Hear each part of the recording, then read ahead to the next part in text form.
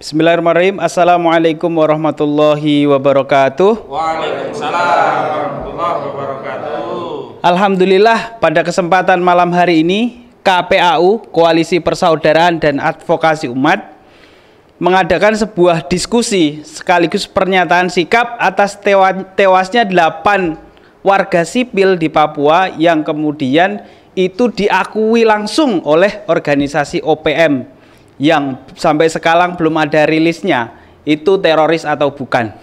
Nah, untuk itu pada kesempatan hari ini kita akan berdiskusi soal itu.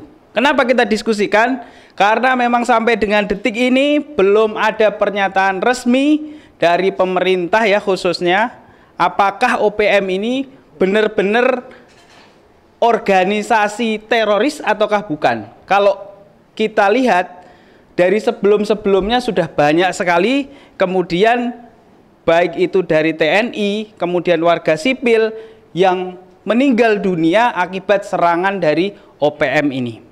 Nah, untuk itu kita hadirkan beberapa tokoh di sini. Yang pertama ada seperti biasa Bung Ahmad Khozinuddin, beliau adalah Ketua Umum Koalisi Persaudaraan dan Advokasi Umat. Kemudian ada Kiai Mikdad Ali Aska, ulama kita.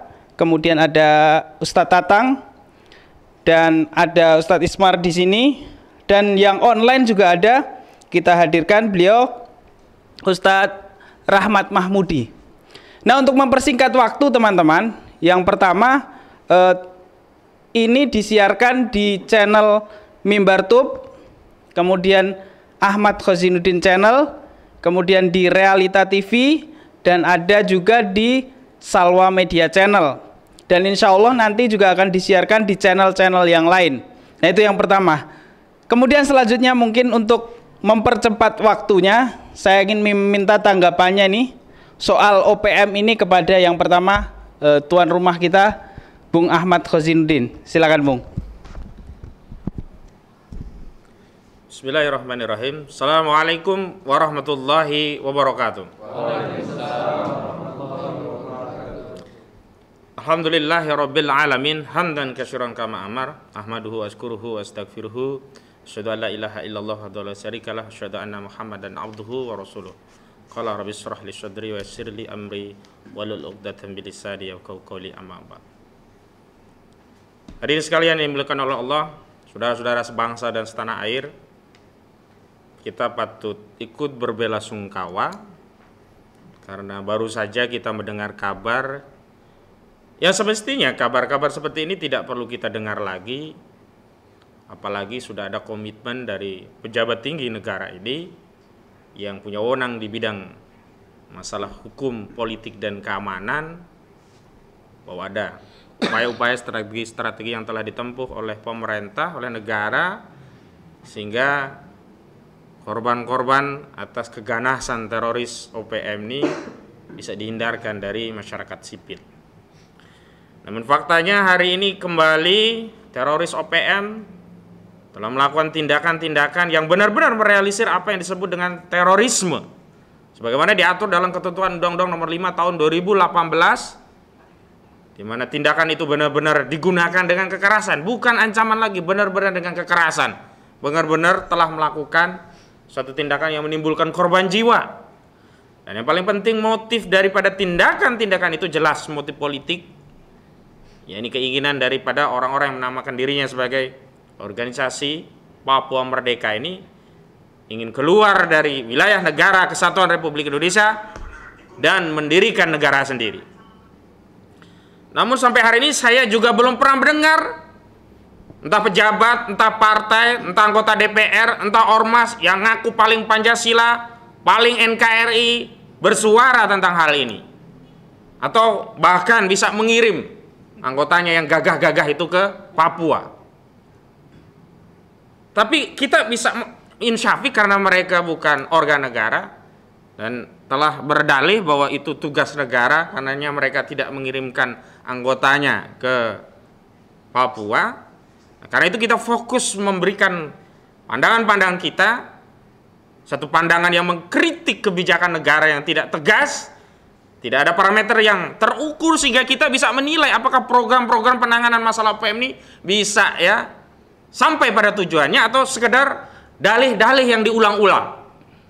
Misalnya, ketika beberapa waktu yang lalu ada 3 anggota TNI meninggal dunia oleh serbuan OPM, serangan OPM, Menko Polhukam, Saudara Mahfud MD berdalih itu karena strategi yang diambil oleh TNI hari ini adalah strategi defensif. Sehingga patut disyukuri korbannya hanya anggota TNI, tidak ada masyarakat sipil. Tapi hari ini, apakah ini yang dimaksud dengan strategi defensif? 8 orang warga negara Indonesia yang menurut konstitusi kita, negara punya kewajiban menjaga ya setiap jengkal tanah kita dan setiap tetes darah dari seluruh rakyat Indonesia. Saya ingin memulainya dari tanggal 28 Januari 2022 yang lalu. Sekira 2 bulan yang lalu lah. Saat itu teroris OPM menyerang anggota TNI, bapak-bapak prajurit kebanggaan kita. Dan saat itu ada 3 korban meninggal dunia, gugur oleh serangan organisasi OPM yang teroris ini. Yang pertama ada Serda Rizal, Sersan 2 Rizal. Yang kedua ada Pratu Baraza, prajurit 1 Baraza. Dan yang ketiga ada Pratu Rahman Tomi Lawan. Dan saat itulah kita dengar untuk yang pertama kalinya Menteri Koordinator di bidang politik, hukum, dan keamanan, Saudara Mahfud MD menyatakan bahwa ini adalah bagian dari strategi defensif yang diambil TNI sehingga dapat menghindari korban sipil. Tetapi Menko Polhukam tidak bicara tentang bagaimana nasib 3 prajurit kita ini, apakah akan menuntut balas atau ada serangkaian tindakan-tindakan balasan. Dan saat itu Kasat juga ketika diminta untuk mengambil tindakan terhadap hal ini, Kasat menyampaikan, Saudara Dudung Abdul Rahman, ini merupakan kewenangan Panglima. Jadi kadang-kadang kita mendengar statement dari pejabat resmi negara yang punya urusan di dalam bidang ini, dalam menangani separatisme OPM di Papua, tidak bicara jujur tentang ketidakmampuannya menangani masalah ini, atau setidak-tidaknya jujur untuk meminta maaf kepada seluruh rakyat, tapi justru mengeluarkan statement-statement yang kita pahami ini bukan argumentasi, tapi lebih kepada apologi. Maka saya sudah pernah menulis bahwa apa yang disampaikan oleh Saudara Mahfud MD bukanlah strategi defensif dari TNI, tapi itu bisa kita pahami sebagai strategi defensif apologetik dari seorang Mahfud MD. Yang kedua, saya ingin bicara sampai di mana sih batas kekejian terorisme OPM ini, dan kenapa sampai hari ini organisasi ini tidak dilabeli teroris. Beda jauh dengan Jamaah Islamiyah. Sampai hari ini saya tidak tahu mana korban dari Jamaah Islamiyah yang sampai hari ini dinarasikan seperti hantu yang luar biasa menakutkan.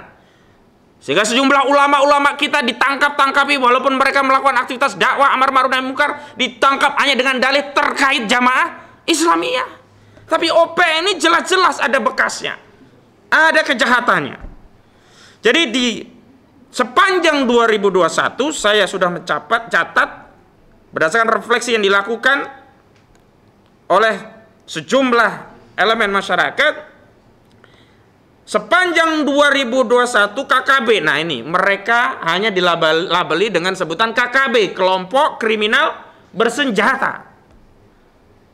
Tapi kita sebut saja ini teroris OPM. Ketika kita menyebut teroris OPM, ini bukan ditujukan kepada rakyat Papua, karena itu dalih dari Densus 88 yang tidak boleh menyebut ya OPM sebagai teroris itu keliru, karena yang kita sebut teroris bukan rakyat Papua, tapi organisasi yang menginginkan Papua merdeka yang melakukan tindakan makar dengan menggunakan teror, ancaman, bahkan pembunuhan.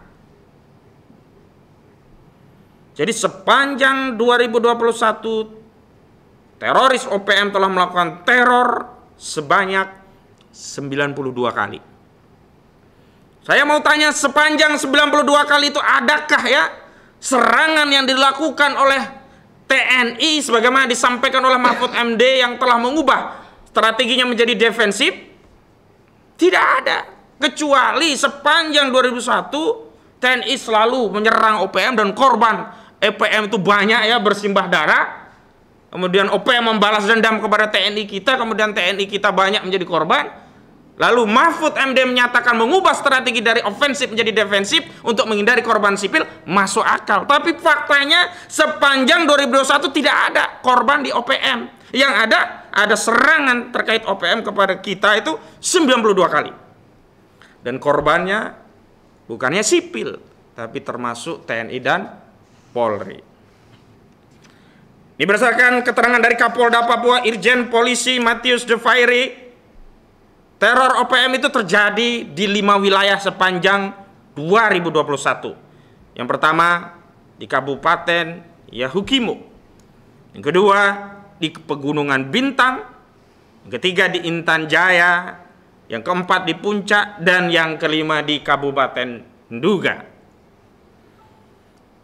Saya ingin sampaikan ini, apakah angka-angka ini belum cukup bagi seorang menteri di bidang politik hukum dan keamanan atau seorang kasat untuk melakukan tindakan yang lebih terukur, yang lebih tegas, yang lebih memberikan dampak defensif, dampak preventif, agar tidak ada lagi tentara-tentara kita yang menjadi korban, agar tidak ada lagi anggota polisi dari negara kita yang jadi korban, dan yang lebih utama agar tidak ada rakyat lagi meskipun hanya satu nyawa yang menjadi korban terorisme dari OPM. Jadi sepanjang 2021 TNI itu ada 11 anggota TNI yang meninggal dunia. Kemudian 19 orang luka-luka. Dari Polri ada 4 yang meninggal dunia dan 3 luka. Dan dari sipil ini yang paling banyak, 19 orang meninggal dunia dan 11 orang luka-luka. Termasuk yang menjadi korban adalah Kabinda Papua, Kepala Badan Intelijen Negara Daerah Papua, yakni Maijen Anumerta TNI I Gusti Dani Nugraha. Apa harus menunggu anggota TNI yang pangkatnya lebih tinggi atau menunggu kasatnya jadi korban OPM dulu gitu, baru ada tindakan nyata terhadap separatisme Papua gitu? Subhanallah. Apakah nyawa-nyawa prajurit TNI, anggota polisi, bahkan sipil yang kemarin 8 orang itu tidak cukup bagi negara untuk mengambil tindakan tegas kepada OPM? Atau ini sebenarnya konfirmasi kelemahan rejim ini, ketidakberdayaan rejim ini, dan konfirmasi bahwa rejim ini memang tidak layak untuk memimpin negara ini? Takbir. Saudara-saudara sebangsa dan tanah air, seluruh kaum muslimin yang dimuliakan oleh Allah Subhanahu wa taala. Saya ingin menegaskan kembali pernyataan Menteri Koordinator di bidang politik, hukum, dan keamanan di 28 Januari yang lalu, agar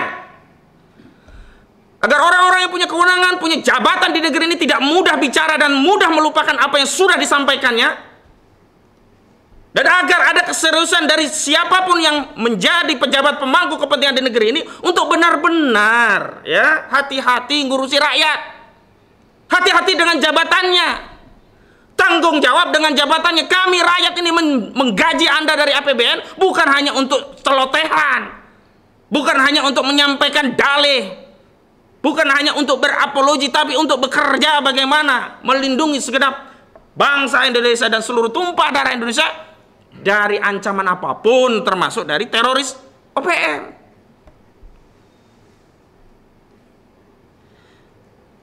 Kalau 28 Januari 3 TNI itulah gugur, Saudara Rizal, Pratu Baraza, Pratu Rahmanto Wilawa, kemudian dianggap oleh Saudara Menteri Koordinator Bidang Politik, Hukum, dan Keamanan itu adalah bagian dari strategi defensif sehingga tidak ada korban sipil. Tapi di 2 Maret 8 karyawan dari PT Palapa Timur Telematika, ini PT PTF ini rekanan dari PT Telkom, sedang bekerja untuk memperbaiki tower receiver dari sinyal Telkom gitu.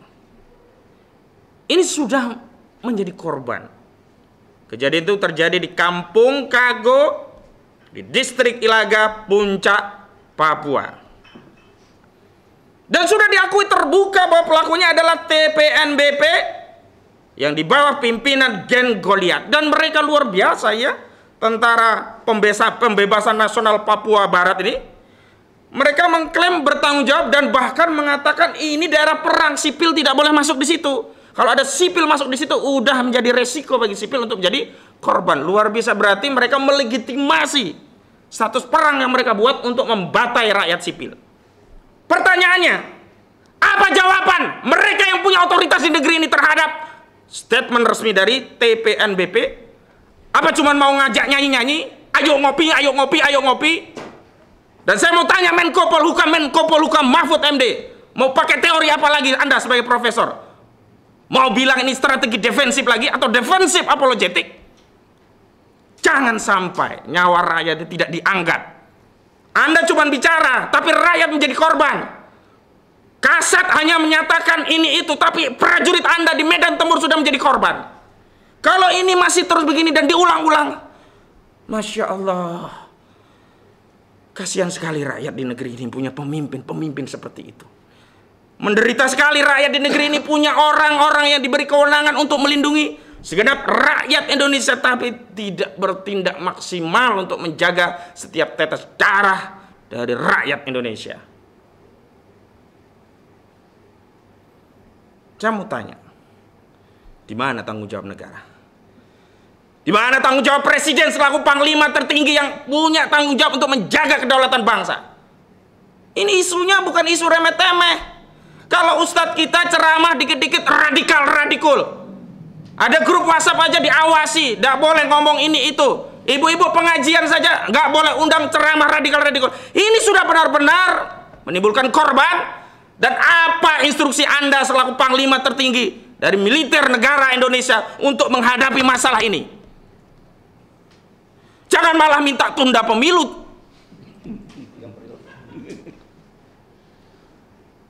Semestinya justru mundur lebih cepat itu lebih baik. Itu namanya kalau punya tanggung jawab, punya wibawa, punya harga diri, punya sikap negarawan. Mengakui mengisafi tidak mampu memimpin negeri, mundur. Tapi saya masih menunggu panglima tertinggi, pucuk pimpinan militer di negeri ini, yaitu Saudara Presiden Joko Widodo. Saya tunggu apa tindakan Anda terhadap rakyat Anda, 8 orang ini yang meninggal. Dan ini bagian dari tanggung jawab sumpah Anda sebagai presiden untuk melindungi segenap rakyat Indonesia, seluruh tumpah darah Indonesia, yang itu merupakan amanat dari konstitusi, di mana sumpah jabatan Anda di pasal 9 Undang-Undang Dasar 1945, Anda bersumpah untuk menjalankan konstitusi dengan sebenar-benarnya. Kaum muslimin dan segenap saudara-saudara sebangsa dan setanah air yang dimuliakan oleh Allah Subhanahu wa Ta'ala. Saya ingin bicara ancaman Papua itu apa. Jangan sampai masalahnya apa kemudian ditangkapi ulama kita dengan dalih radikal. Ulama hanya berceramah, hanya mengajarkan agama di tengah-tengah umat, hanya dakwah amar ma'ruf nahi mungkar, ditangkapi dalihnya teroris terkait ini itu.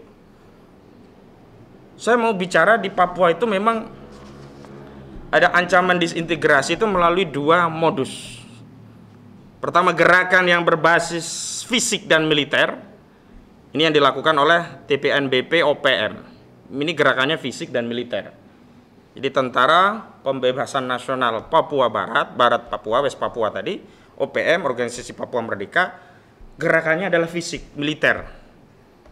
Memprovokasi, nantang perang, TNI ditantang perang. Konon Banser juga ditantang perang itu katanya. Nggak tahu apakah Banser mau menerima tantangan perang dari OPM. Berani nggak Bansernya? Yang ini basis gerakan mereka di backup oleh Amerika. Kenapa demikian? Setiap mereka dilawan oleh tentara kita, Amerika yang teriak-teriak, ini melanggar HAM, ini melanggar HAM, ini melanggar HAM. Jadi saya kasihan pada prajurit kita di depan itu. Dia tegas nanti ditegur atasannya karena melanggar HAM dan itu memang ancaman dari Amerika. Dia nggak tegas, dia menjadi korban. Sementara pucuk pimpinannya tidak mengambil sikap yang tegas. Mohon maaf, ini kalau ada instruksi yang tegas, selesai cepat masalah UPM ini. Nggak banyak, nggak itu TNPB itu. Militer kita kuat.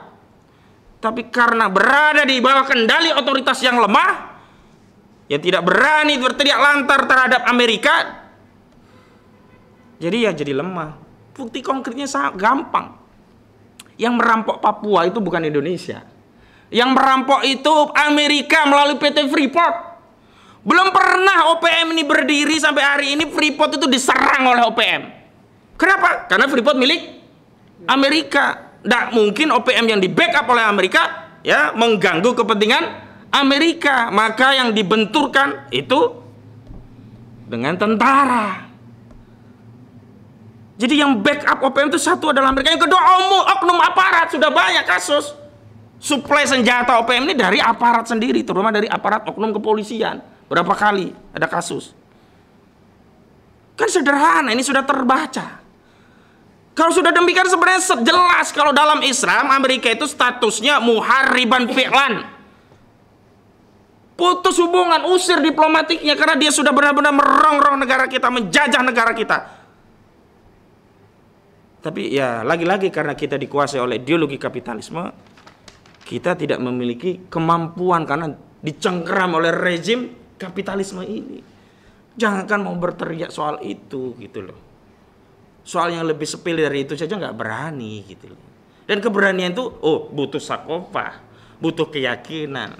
Tidak mungkin keberanian itu hadir bagi orang-orang yang menjadi antek. Ya tidak bisa merdeka dalam memimpin.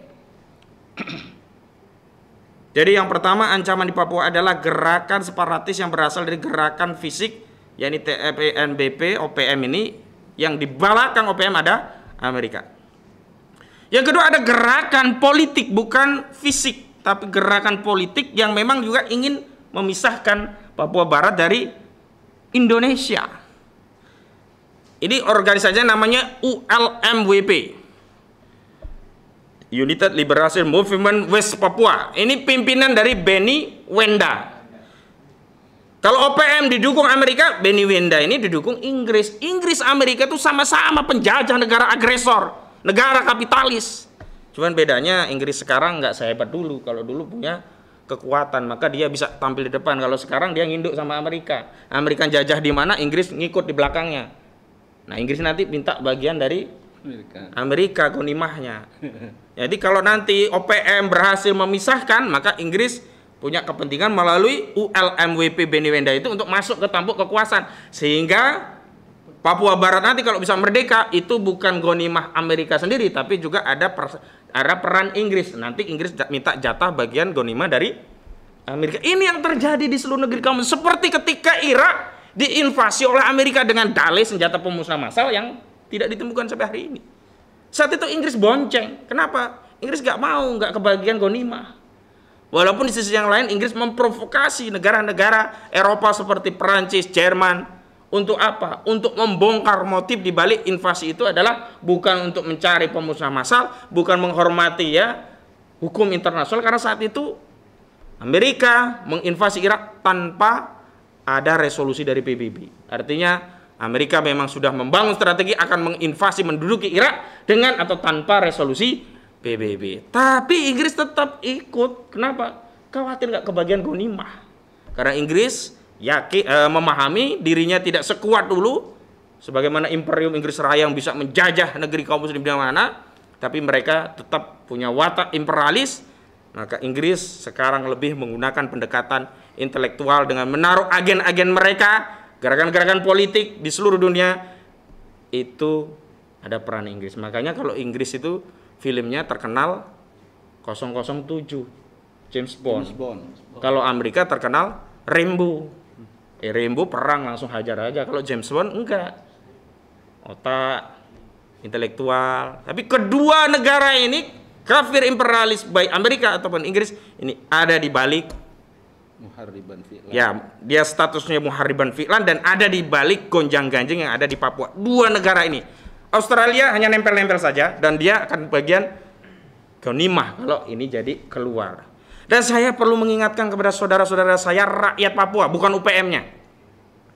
Jadi jangan samakan dengan Kasat Dudung ya. Nanti salah persepsi. Bahwa ketika Papua lepas bukan berarti Anda akan sejahtera sepanjang di negeri Papua itu tidak diterapkan syariat Islam. Kalau yang diterapkan adalah kapitalisme liberal. Nanti yang akan untung beliau itu Amerika. Kenapa? Amerika akan mudah mengendalikan Papua jika dia berpisah dengan Indonesia. Ibaratnya mau nyuap, kalau sekarang harus menyuap dengan pejabat Jakarta, harga pejabat Jakarta itu suapannya tinggi. Kalau sudah pisah cukup suap pejabat di daerah dan harganya tentu lebih murah. Karena dia tidak ada perangkat militer, jadi lebih lemah. Bukti konkretnya adalah Timur Timur. Setelah berpisah, apa yang terjadi di Timur Timur? Menderita. Dan dulu yang melakukan gerakan pemisahan jelas Amerika yang menggunakan kekuatan PBB yang memang sudah ada di tangan Amerika saat itu menggunakan strategi jajak pendapat atau melakukan referendum yang hasilnya sebenarnya sudah diketahui. Cuman kita tahu lah, kalau bangsa tidak merdeka, tidak mandiri, kedaulatannya ada di bawah kendali bangsa lain, sudah pasti akan dikuasai. Saya ingin masuk lagi kepada biang kerok di Papua itu, termasuk di negeri ini apa sih? Biang keroknya adalah ideologi kapitalisme. Ini yang menyebabkan kekisruhan di Papua dan juga di negeri kita seluruhnya dan juga dunia. Sesungguhnya yang membuat rakyat Papua dan rakyat negeri ini menderita adalah ideologi kapitalisme yang melakukan penjajahan, eksploitasi alam dengan kerakusannya, ya, mengeksploitasi dunia hanya untuk kepentingan para kapitalis. Dan ingat, Amerika masih punya visi untuk mentimor-lestekan Papua. Hati-hati. Dan memang kondisi seperti ini tidak mungkin diselesaikan oleh pemimpin yang tidak punya kapasitas, tidak punya keberanian, karena semua punya resiko. Dan juga tidak bisa dilakukan kalau kita menggunakan sistem yang menginduk kepada sistem sekuler kapitalismenya Amerika. Mereka akan mengeluarkan jurus lama, divide et impera, kepada rakyat Papua, diprovokasi. Udah Papua, Anda punya bangsa sendiri, ras Anda beda dengan Indonesia, jangan mau gabung, ngapain mau diatur orang-orang Jawa begitu. Kepada orang Jakarta juga diprovokasi, ya, ngapain ngurusi Papua, udah jauh, capek begitu, udah lepas aja. Dan ini akan terjadi kalau ini terus dibiarkan perpecahan. Jangankan ngurusi Papua, kadang-kadang mengurusi, ya, cebong kampret aja nggak bisa jadi satu. Ini lemahnya negara kita, ya. Dan imperialisme kapitalisme itulah sebenarnya membuat menderita bangsa kita, karena imperialisme itulah yang membuat kekayaan alam di Papua, Freeport, yang luar biasa, itu tidak dinikmati rakyat kita. Nah, makanya nanti ada Ustadz Tatang yang bisa mengelaborasi lebih lanjut tentang bagaimana sih distribusi harta di tengah manusia, bagaimana membagi kepemilikan sehingga tidak ada eksploitasi alam untuk kepentingan segelintir orang, swasta, asing atau asing, tapi ada aturan hukum Islam. Dan kalau kita terapkan hukum Islam atau syariat Islam itu, insya Allah negeri ini menjadi negeri yang makmur, baldatun thayyibatun wa rabbun ghafur. Dan yang paling penting adalah tindakan tegas terukur seperti apa. Syariat Islam itu sudah sempurna. Nanti Ustadz Mikdad akan menjelaskan fikihnya, bagaimana menangani orang-orang memberontak seperti di OPM ini. Dan yang paling penting adalah dari kasus OPM ini kita tahu sesungguhnya narasi war on terorisme itu hanyalah dalih untuk menerangi umat Islam. Ustadz Farid Ahmad Ogbah, Ustadz Anung Al-Hamad, Ustadz Ahmad Zain An-Najah tidak pernah melakukan teror, tidak pernah melakukan apa yang dilakukan oleh organisasi OPM ini. Tapi beliau ditangkap, dinarasikan menjadi teroris hanya karena dengan dikaitkan dengan Jamaah Islamiyah. Sementara belum ada satupun kabar yang ditimbulkan oleh JI, teror apa, orang mana yang dibunuh, belum ada sampai sekarang. Bahkan tidak ada. Tapi OPM nih, tadi datanya di tahun 2021 itu totalnya ada 92 kali serangan, yang kemudian dari TNI 11 meninggal, 19 luka-luka, dari Polri 4 meninggal, 3 luka-luka, dari sipil 19 meninggal, 11 luka-luka. Kenapa? Densus 88 tidak datang saja Pak Densus ke Papua. Tangkap semua anggota OPM itu, jelas itu teroris.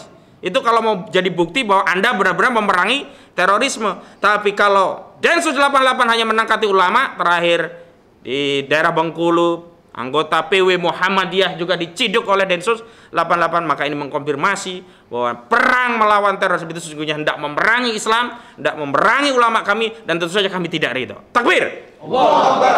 Itu saja sebagai pengantar bahwa KPAU sebagai organisasi yang ada di tengah-tengah umat memberikan satu pandangan-pandangan keumatan agar umat ini benar-benar dalam satu naungan persaudaraan, sekaligus memberikan advokasi pada masalah-masalah keumatan agar umat ini menjadi tercerahkan, agar umat ini paham posisinya, paham mana lawan, mana kawan, dan paham bagaimana menghadapi situasi di negeri yang benar-benar tidak berpihak kepada umat Islam.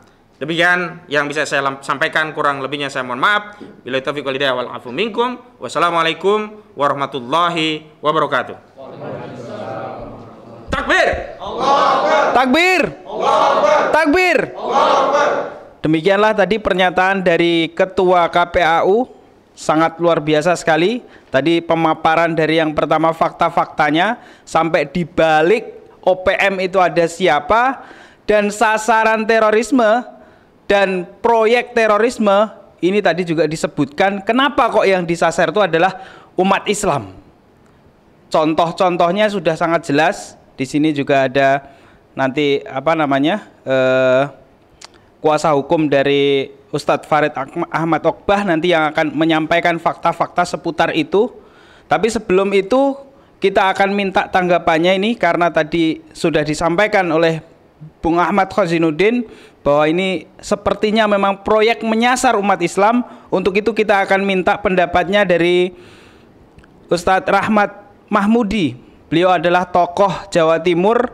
Kita ingin minta pandangannya terkait proyek terorisme ini menyasar umat Islam dan pentingnya persatuan umat Islam. Kepada beliau kami persilakan.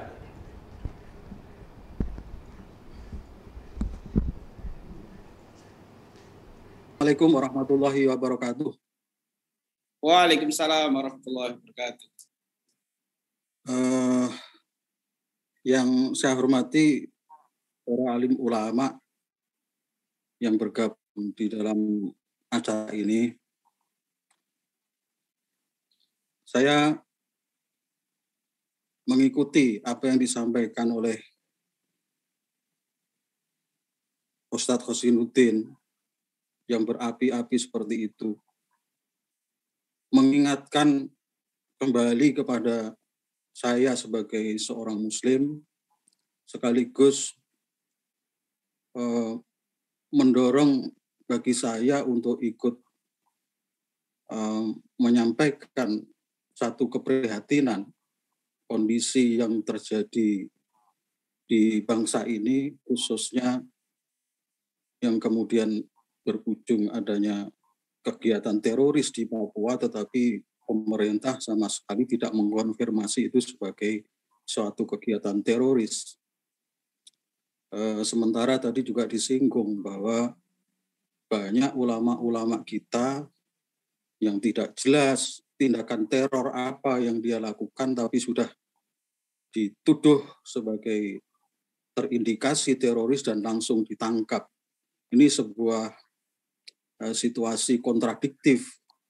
Bagaimana perlakuan dari aparat kita terhadap OPM di Papua yang telah jelas-jelas melakukan tindakan teror, dengan ulama-ulama kita, ustadz-ustadz kita yang tidak jelas perlakuan teror yang dituduhkan itu seperti apa, tapi sudah langsung ditangkap. Saya tidak ingin membicarakan tentang itu, ya, kecuali tentang standar ganda yang digunakan oleh aparat dalam hal ini. Tetapi saya ingin lebih mengingatkan kepada kita, seluruh umat Islam, bahwa apa yang terjadi di Papua itu justru mengkonfirmasi bahwa memang stigma teroris itu diperuntukkan bagi Islam. Itu yang saya tangkap. Faktanya di Papua yang sudah jelas seperti itu tidak disebut sebagai teroris. Dia pakai istilah-istilah, pakai narasi-narasi yang sangat tidak tepat dalam konteks ini. Dia menghindari menggunakan narasi teroris. Sementara ulama-ulama kita yang tidak jelas sudah langsung dicap terlibat teroris, terlibat jamaah Islamiyah dan sebagainya, yang itu tentu masih perlu dibuktikan, tapi sudah langsung ditangkap. Sisi lain yang ingin kami sampaikan di sini adalah bahwa masyarakat Islam harus bangkit melihat situasi seperti ini, bahwa memang situasi sekarang ini berusaha menyudutkan kepada Islam.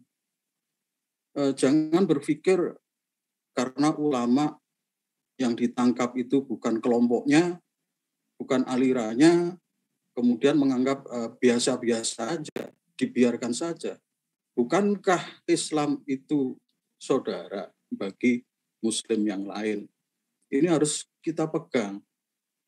Islam ini akan betul-betul menjadi kuat ketika kita sesama Muslim itu membangun ukhuwah di antara kita. Dan ukhuwah itu adalah ketika saudara Muslim kita disakiti, kita merasa sakit dan kita harus melakukan pembelaan itu. Selama ini ada sebagian dari tokoh-tokoh Islam kita menyampaikan narasi-narasi tentang adanya indikasi Islamophobia, tetapi selalu ditolak oleh kelompok pemerintah maupun pendukungnya, bahkan tidak jarang dari kelompok Islam sendiri itu yang menganggap carihan. Tetapi fakta-fakta yang ada sesungguhnya kan itu tadi saya katakan sejak awal, narasi teroris itu ternyata terkonfirmasi sekarang bahwa itu memang diarahkan ke Islam. Ini yang harus disadari. Kalau ini dibiarkan bahaya, sangat membahayakan. Ya.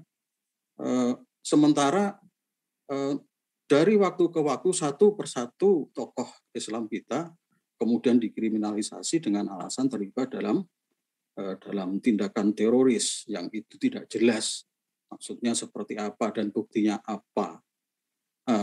Yang menjadi keprihatinan kami adalah ketika sebagian dari kelompok kita berusaha melakukan pembelaan terhadap ulama-ulama kita yang dalam kondisi dikriminalisasi itu dengan stigma teroris, malah dicibir oleh kelompok Islam yang lain, malah nyokorne gitu dalam bahasa Jawa Timuran, disokorne alah yo pancene kuwi kudu dilebokne wong pancen radikal dan sebagainya. Dia lupa bahwa yang ditangkap itu adalah saudaranya sesama Muslim.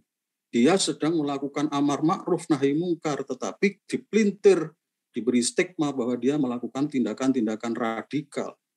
Tadi Ustadz Hosinuddin menyampaikan radikal itu selalu dilakukan. Nah, itu cara-cara memojokkan Islam. Ini harus menjadi kesadaran kita bersama. Memang sekarang yang ditangkap dikaitkan dengan terorisme itu masih beliau-beliau yang tadi disebut nama-namanya itu. Tetapi bukan tidak mungkin suatu saat nanti menjarah kepada kelompok-kelompok yang lain. Apa yang dilakukan oleh pemerintah ini, oleh aparat ini, dengan melakukan stigma teroris terhadap tokoh-tokoh itu, saya pikir bukan sesuatu yang tidak sistematis terstruktur. Itu bisa menjadi sebuah skenario kalau sekarang ini masih berupa test the water. Bagaimana reaksi umat Islam ketika tokohnya ditangkap, diteroriskan. Ketika umat Islam tidak menangkap ini sebagai sebuah perlakuan diskriminasi, perlakuan kriminalisasi terhadap ulama, mereka akan melakukan lebih jauh lagi. Tokoh-tokoh yang sebenarnya hanya kritis terhadap pemerintah tapi bukan teroris, bisa saja kemudian dituduh terorisme, dituduh radikal dan sebagainya untuk bisa dipenjarakan. Itu kasarnya begitu. Maka harapan kami muncul ukhuwah di antara umat Islam, di antara tokoh-tokoh Islam. Ayo kita itu bersama-sama. Ulama kita itu sudah diperlakukan seperti itu. Kenapa kemudian ulama yang lain tidak prihatin dan tidak berupaya melakukan pembelaan, kritisi terhadap apa yang dilakukan oleh aparat pemerintah, sehingga pemerintah itu berpikir. Dia akan berpikir ulang untuk mengkriminalisasi ulama-ulama kita apabila masyarakat itu beramai-ramai mendukung apa yang dilakukan oleh ulama-ulama kita di dalam dakwah itu. Tetapi kalau masyarakat diam, maka aparat akan merasa bahwa yang mereka lakukan, memberi stigma teroris, menuduh terorisme dan kemudian menangkapi itu dianggap sebagai sesuatu yang bisa mereka lakukan kapanpun, bahkan mungkin diagendakan untuk kepentingan tertentu, mencari momentum tertentu. Ini sudah disiapkan, siapa lagi setelah ini yang akan ditangkap. Itu walaupun kita ini bukan orang intel ya, bukan intelijen, tetapi teori-teori seperti itu sesungguhnya bisa dinalar oleh siapapun. Faktanya tiba-tiba muncul tokoh ini ditangkap, tokoh itu ditangkap. Semula tidak ada indikasi apapun. Dan yang paling mudah untuk menangkap dan kemudian tidak muncul gejolak itu adalah mencap sebagai teroris. Itu fakta. Nah, sekali lagi kami menghimbau kepada Muslim di Indonesia, apapun itu kelompoknya, apapun harokahnya, mari kita mendorong ukhuwah Islamiyah ini dan melakukan pembelaan terhadap tindakan-tindakan kriminalisasi terhadap ulama kita itu. Itu sesuatu yang memang harus kita perjuangkan. Karena sekarang kalau kemarin-kemarin mungkin kelompok Islam yang lain itu meragukan tentang Islamofobia, ya, meragukan tentang terorisme itu adalah stigma untuk Islam. Sekarang ini dengan kenyataan di Papua sudah ada tindakan teror, mereka tidak diberi cap teroris, tidak ada stigma teroris di sana. Berarti memang ini terkonfirmasi bahwa yang namanya teroris itu memang hanya ditujukan untuk Islam, untuk tokoh-tokoh radikal yang dianggap itu akan mengganggu perjalanan rezim ini dalam menjalankan kekuasaan dan agenda-agendanya. Ini harus menjadi kesadaran bersama di antara umat Islam itu. Jangan sampai malah kemudian kita sebagai umat Islam tidak memiliki kesadaran itu, malah membenarkan apa yang dilakukan oleh aparat dan kemudian para tokoh kita itu menjadi korban dalam proyek stigmatisasi terorisme di Indonesia ini.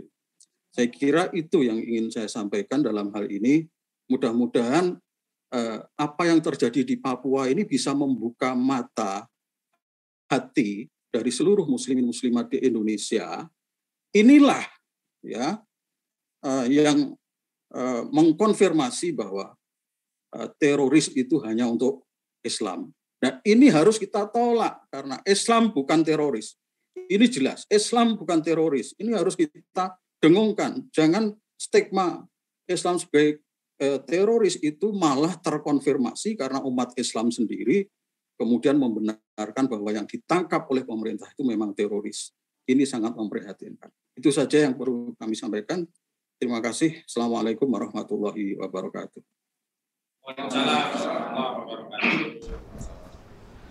Takbir! Takbir! Takbir!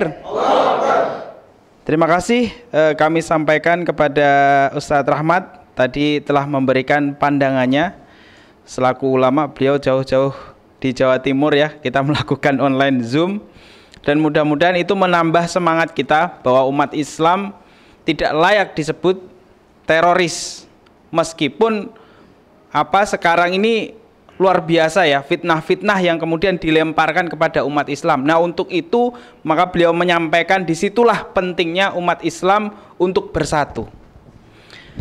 Nah, dalam hal ini teman-teman sekalian, saudara-saudara kita sekalian yang nonton di online maupun yang offline yang ada di sini, kita juga menghadirkan Bang Ismar Syafruddin SHMH. Beliau adalah selaku kuasa hukum Ustadz Farid Ahmad Okbah yang Masya Allah ya, beberapa bulan yang lalu 3 tokoh, 3 ulama dan 3 ustadz ini, Ustadz Farid Ahmad Okbah, Ustadz Hanung Alhamad, terus Ustadz Ahmad Zain An-Najah, kemudian langsung saja dibawa oleh Densus 88, kemudian dituduhkan teroris kepadanya. Nah, untuk itu kita akan minta tanggapan langsung dari beliau, Bang Ismar, selaku kuasa hukumnya, untuk menyampaikan fakta-fakta, terus kemudian mungkin disampaikan kabar terbaru beliau dan apa yang ingin disampaikan kepada umat Islam terkait kasus beliau. Kepada Ustadz Ismar, kami persilahkan. Takbir.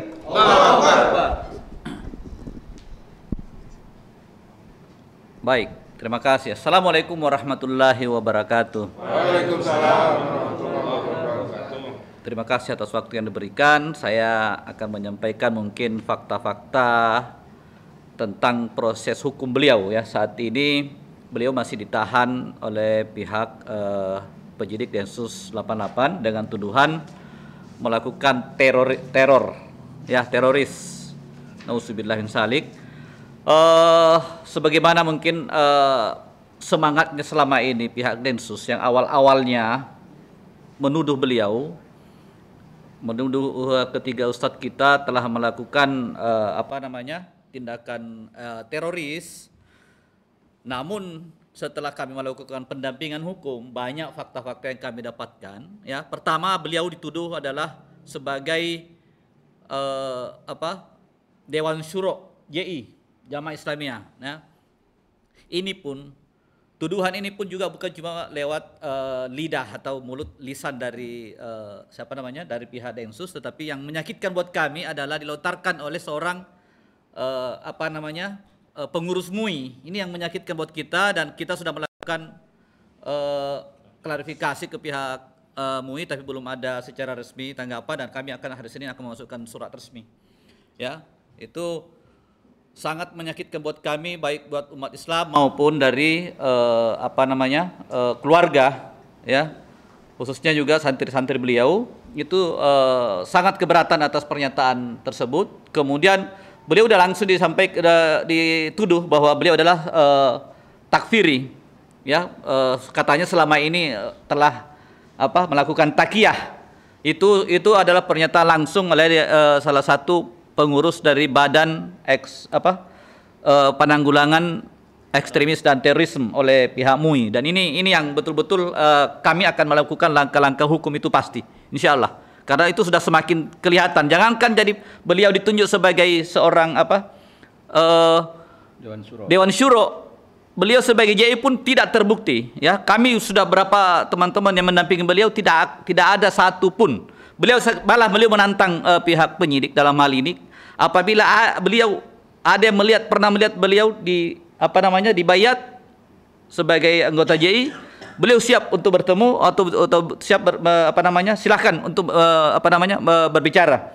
Ataukah selama ini beliau pernah mengajak satu orang saja untuk ikut JI, ya, merekrut JI? Beliau itu tidak pernah, ya. Itu kami aja udah puluhan tahun bersama beliau, dan beliau tentang takfiri itu kan paling gampang untuk bisa diketahui adalah buka ininya. Beliau itu kan dari awal, dari tahun 2000, tahun 98 awal-awal berdakwah, beliau itu terbuka secara umum, tidak pernah ada sembunyi-sembunyi, ya. Beliau malah lewat media, kita dulu belum ada media, beliau sudah berdakwah lewat media, itu bisa dibuka. Ada satu enggak beliau mengajak untuk melakukan suatu tindakan, jangankan itu masalah takfiri saja, mengkafirkan orang lain. Ya, 3 ustadz kita ini tidak ada satu pun, ya, jauh profil dari seorang teroris yang sebagaimana yang dituduhkan. Jadi insya Allah kami sudah siap kalau memang ini harus sampai ke proses persidangan sebagaimana. Nah, dalam kesempatan ini juga kami menagih kepada pihak Densus 88 yang katanya akan membantu beliau untuk sesegera mungkin dilakukan proses hukum di persidangan agar bisa dibuktikan bahwa beliau bersalah atau tidak. Ya, makanya sekali lagi kami meminta bahwa kalau beliau tidak bersalah, monggo silahkan dikeluarkan saja. Ya, jangan, nggak perlu kita gengsi, karena insya Allah beliau dari mana kita mau dituduh sebagai seorang teroris, ya. Apalagi kalau dianggap sebagaimana profil dari pasal-pasal tuduhan terhadap seorang terorisme itu terlalu jauh. Tidak akan mungkin beliau melakukan kerusakan di muka bumi ini. Beliau-beliau ini, ketiga ustadz-ustadz kita ini adalah orang-orang yang sikoh, yang betul-betul niatnya hanya untuk bagaimana Islam ini bisa maju. Hidupnya itu betul-betul dedikasikan untuk dakwah, ya, mengembangkan Islam. Tidak ada sedikit pun ada persoalan lain untuk duniawi, persoalan politik selama ini beliau tidak pernah. Ya, nanti belakangan ini setelah beliau mungkin merasakan bahwa ternyata Islam ini kondisinya saat ini ya kayak beginilah. Ya, dikit-dikit teroris, dikit-dikit radikal, ya. Nah, ternyata ada kejadian yang sebagaimana tadi sudah disampaikan Ustadz kita, baik dari Jawa Timur maupun Ustadz Hosi tadi, udah jelas bahwa ini ada suatu kejadian yang udah nyata-nyata melampaui batas kemanusiaan, yaitu telah melakukan pembunuhan, ya, pemusnahan massal terhadap ini bukan lagi cuman aparat sipil, aparat, tapi sipil pun telah dibantai oleh orang-orang OPM. Tetapi apa yang dilakukan oleh pemerintah kita yang ternyata selama kemarin-kemarin baru kita ketahui, teriakan tentang radikal-radikal itu bukan cuma dari penyidik, ternyata memang berasal dari Panglima tertinggi Republik Indonesia Bapak Jokowi, ya, yang menyampaikan bahwa mewaspadai kepada para istri-istri TNI maupun Polri, yang padahal mereka itu adalah ibu-ibu temama, itu harusnya malah diberikan kelonggaran untuk bisa mereka istilahnya belajar agama, didatangkan dipersilahkan untuk istilahnya melakukan kajian-kajian supaya bisa menasihati suaminya kalau macam-macam. Ini malah dicurigai gitu loh.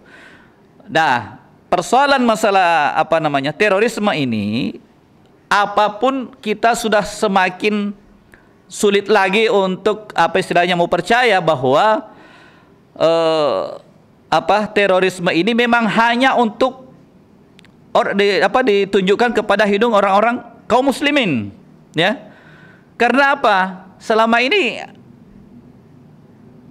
banyak kejadian-kejadian yang dilakukan oleh non muslim yang malah jauh lebih parah, sebagaimana tadi kita sudah sampaikan.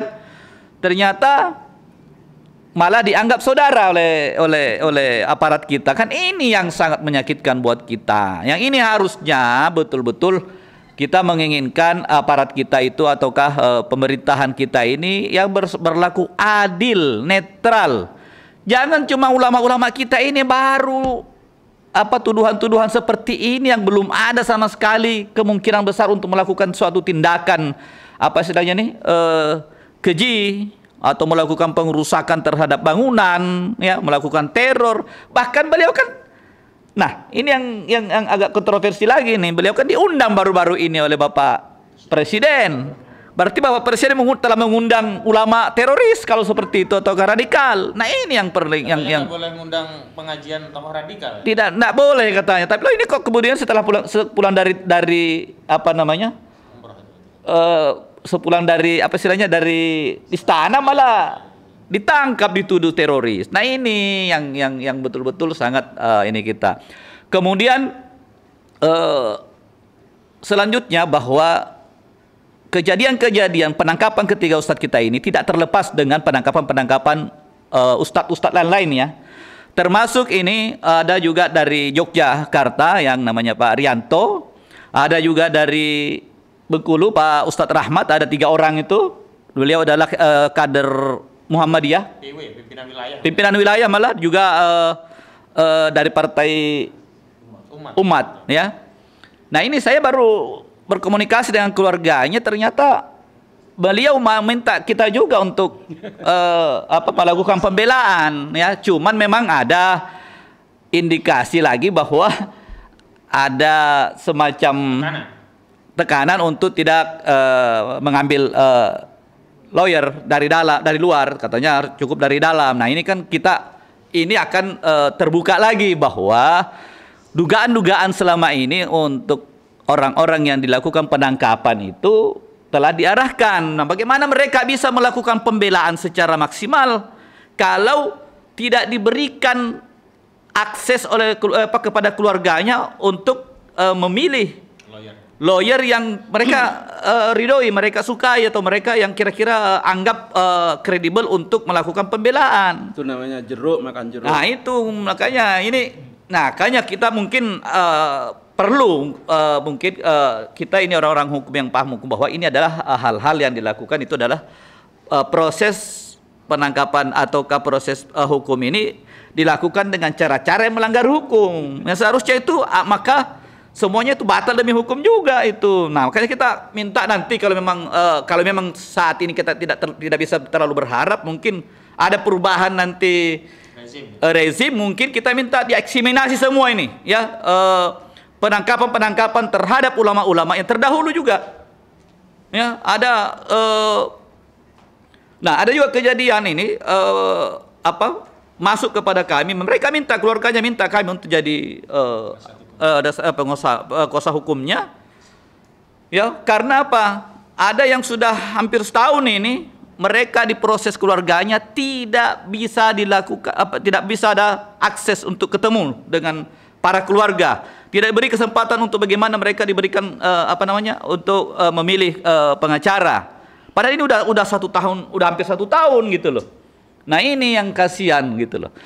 Nah sampai ada satu orang ya namanya Pak Amin itu sampai meninggal dunia, dia tidak pernah bertemu lagi dengan keluarganya setelah dilakukan penangkapan. Ini yang harus kita harus dibuka semua ini. Kita minta supaya mungkin untuk kebaikan juga teman-teman dari Densus, bahwa harus terbuka masalah-masalah persoalan ini. Nah ini kebetulan berhubung ini juga salah satu klien kita, Al-Ustadz Dr. Zain An-Najah itu lagi sakit.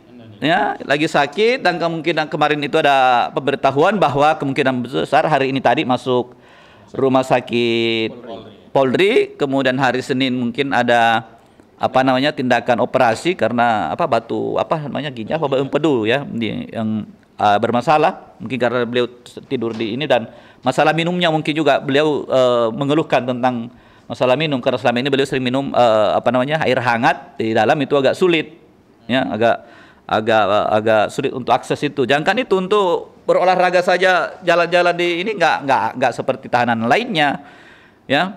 Nah ini kasihan, usaha kita ini udah pada sepuh-sepuh semua, jadi harusnya dari matahari dan hawa-hawa sejuk lainnya itu sangat dibutuhkan oleh mereka. Jadi kita tidak menginginkan ustadz kita ini juga terjadi sebagaimana yang terjadi saudara kita Pak Amin ya. Beliau kemarin dijemput oleh istrinya di rumah sakit Polri, sudah jadi mayat ya. Sudah kurang lebih 10 bulan baru bisa bertemu dengan suaminya. Dia lihat suaminya sudah dalam keadaan itu, dan itu pun belum diputus ya. Nah salah satu ustadz juga saat ini sudah dituntut kurang lebih 6 tahun ya, 6 tahun tuntutan ya. Itu pun juga keluarganya tidak diberi akses atau diberitahu kapan sidangnya. Beliau sudah pernah menanyakan kepada lawyernya. Ini juga teman-teman lawyer diharapkan itu untuk profesional ya. Kita tidak akan mengganggu kalian ya, silakan aja, tapi tetap aja profesional bagaimana memperjuangkan klien kita. Kita yakini bahwa mereka adalah orang-orang baik, ustadz ya. Kita harus terbuka dan ngomonglah kepada keluarganya ini datang kepada kami ya, yang sangat prihatin lah bahwa ustadz ini juga sudah sepuh dan sudah 10 bulan di dalam, kemarin dituntut berapa 6 tahun ya, tapi dengan lawyer yang tidak sesuai yang mereka inginkan gitu loh. Karena dia yakin bahwa kalau lawyer-lawyer yang di luar itu mereka bisa mungkin berkomunikasi dengan baik, mereka dapat mungkin memberikan bukti-bukti tambahan ya. Contoh beliau pesantrennya sudah ditutup segala gitu di daerah Jawa Timur itu. Nah, beliau juga mau buka pesantren lagi di daerah yang baru ini. Udah mulai diberi warning. Nah, ini sangat kasihan juga. Termasuk ya kami pesantren kita di Al-Islam Pak yang di dekat rumah. Itu kita bukan kita ini ya, kita mengharapkan bahwa sesuai prosedur hukum aja.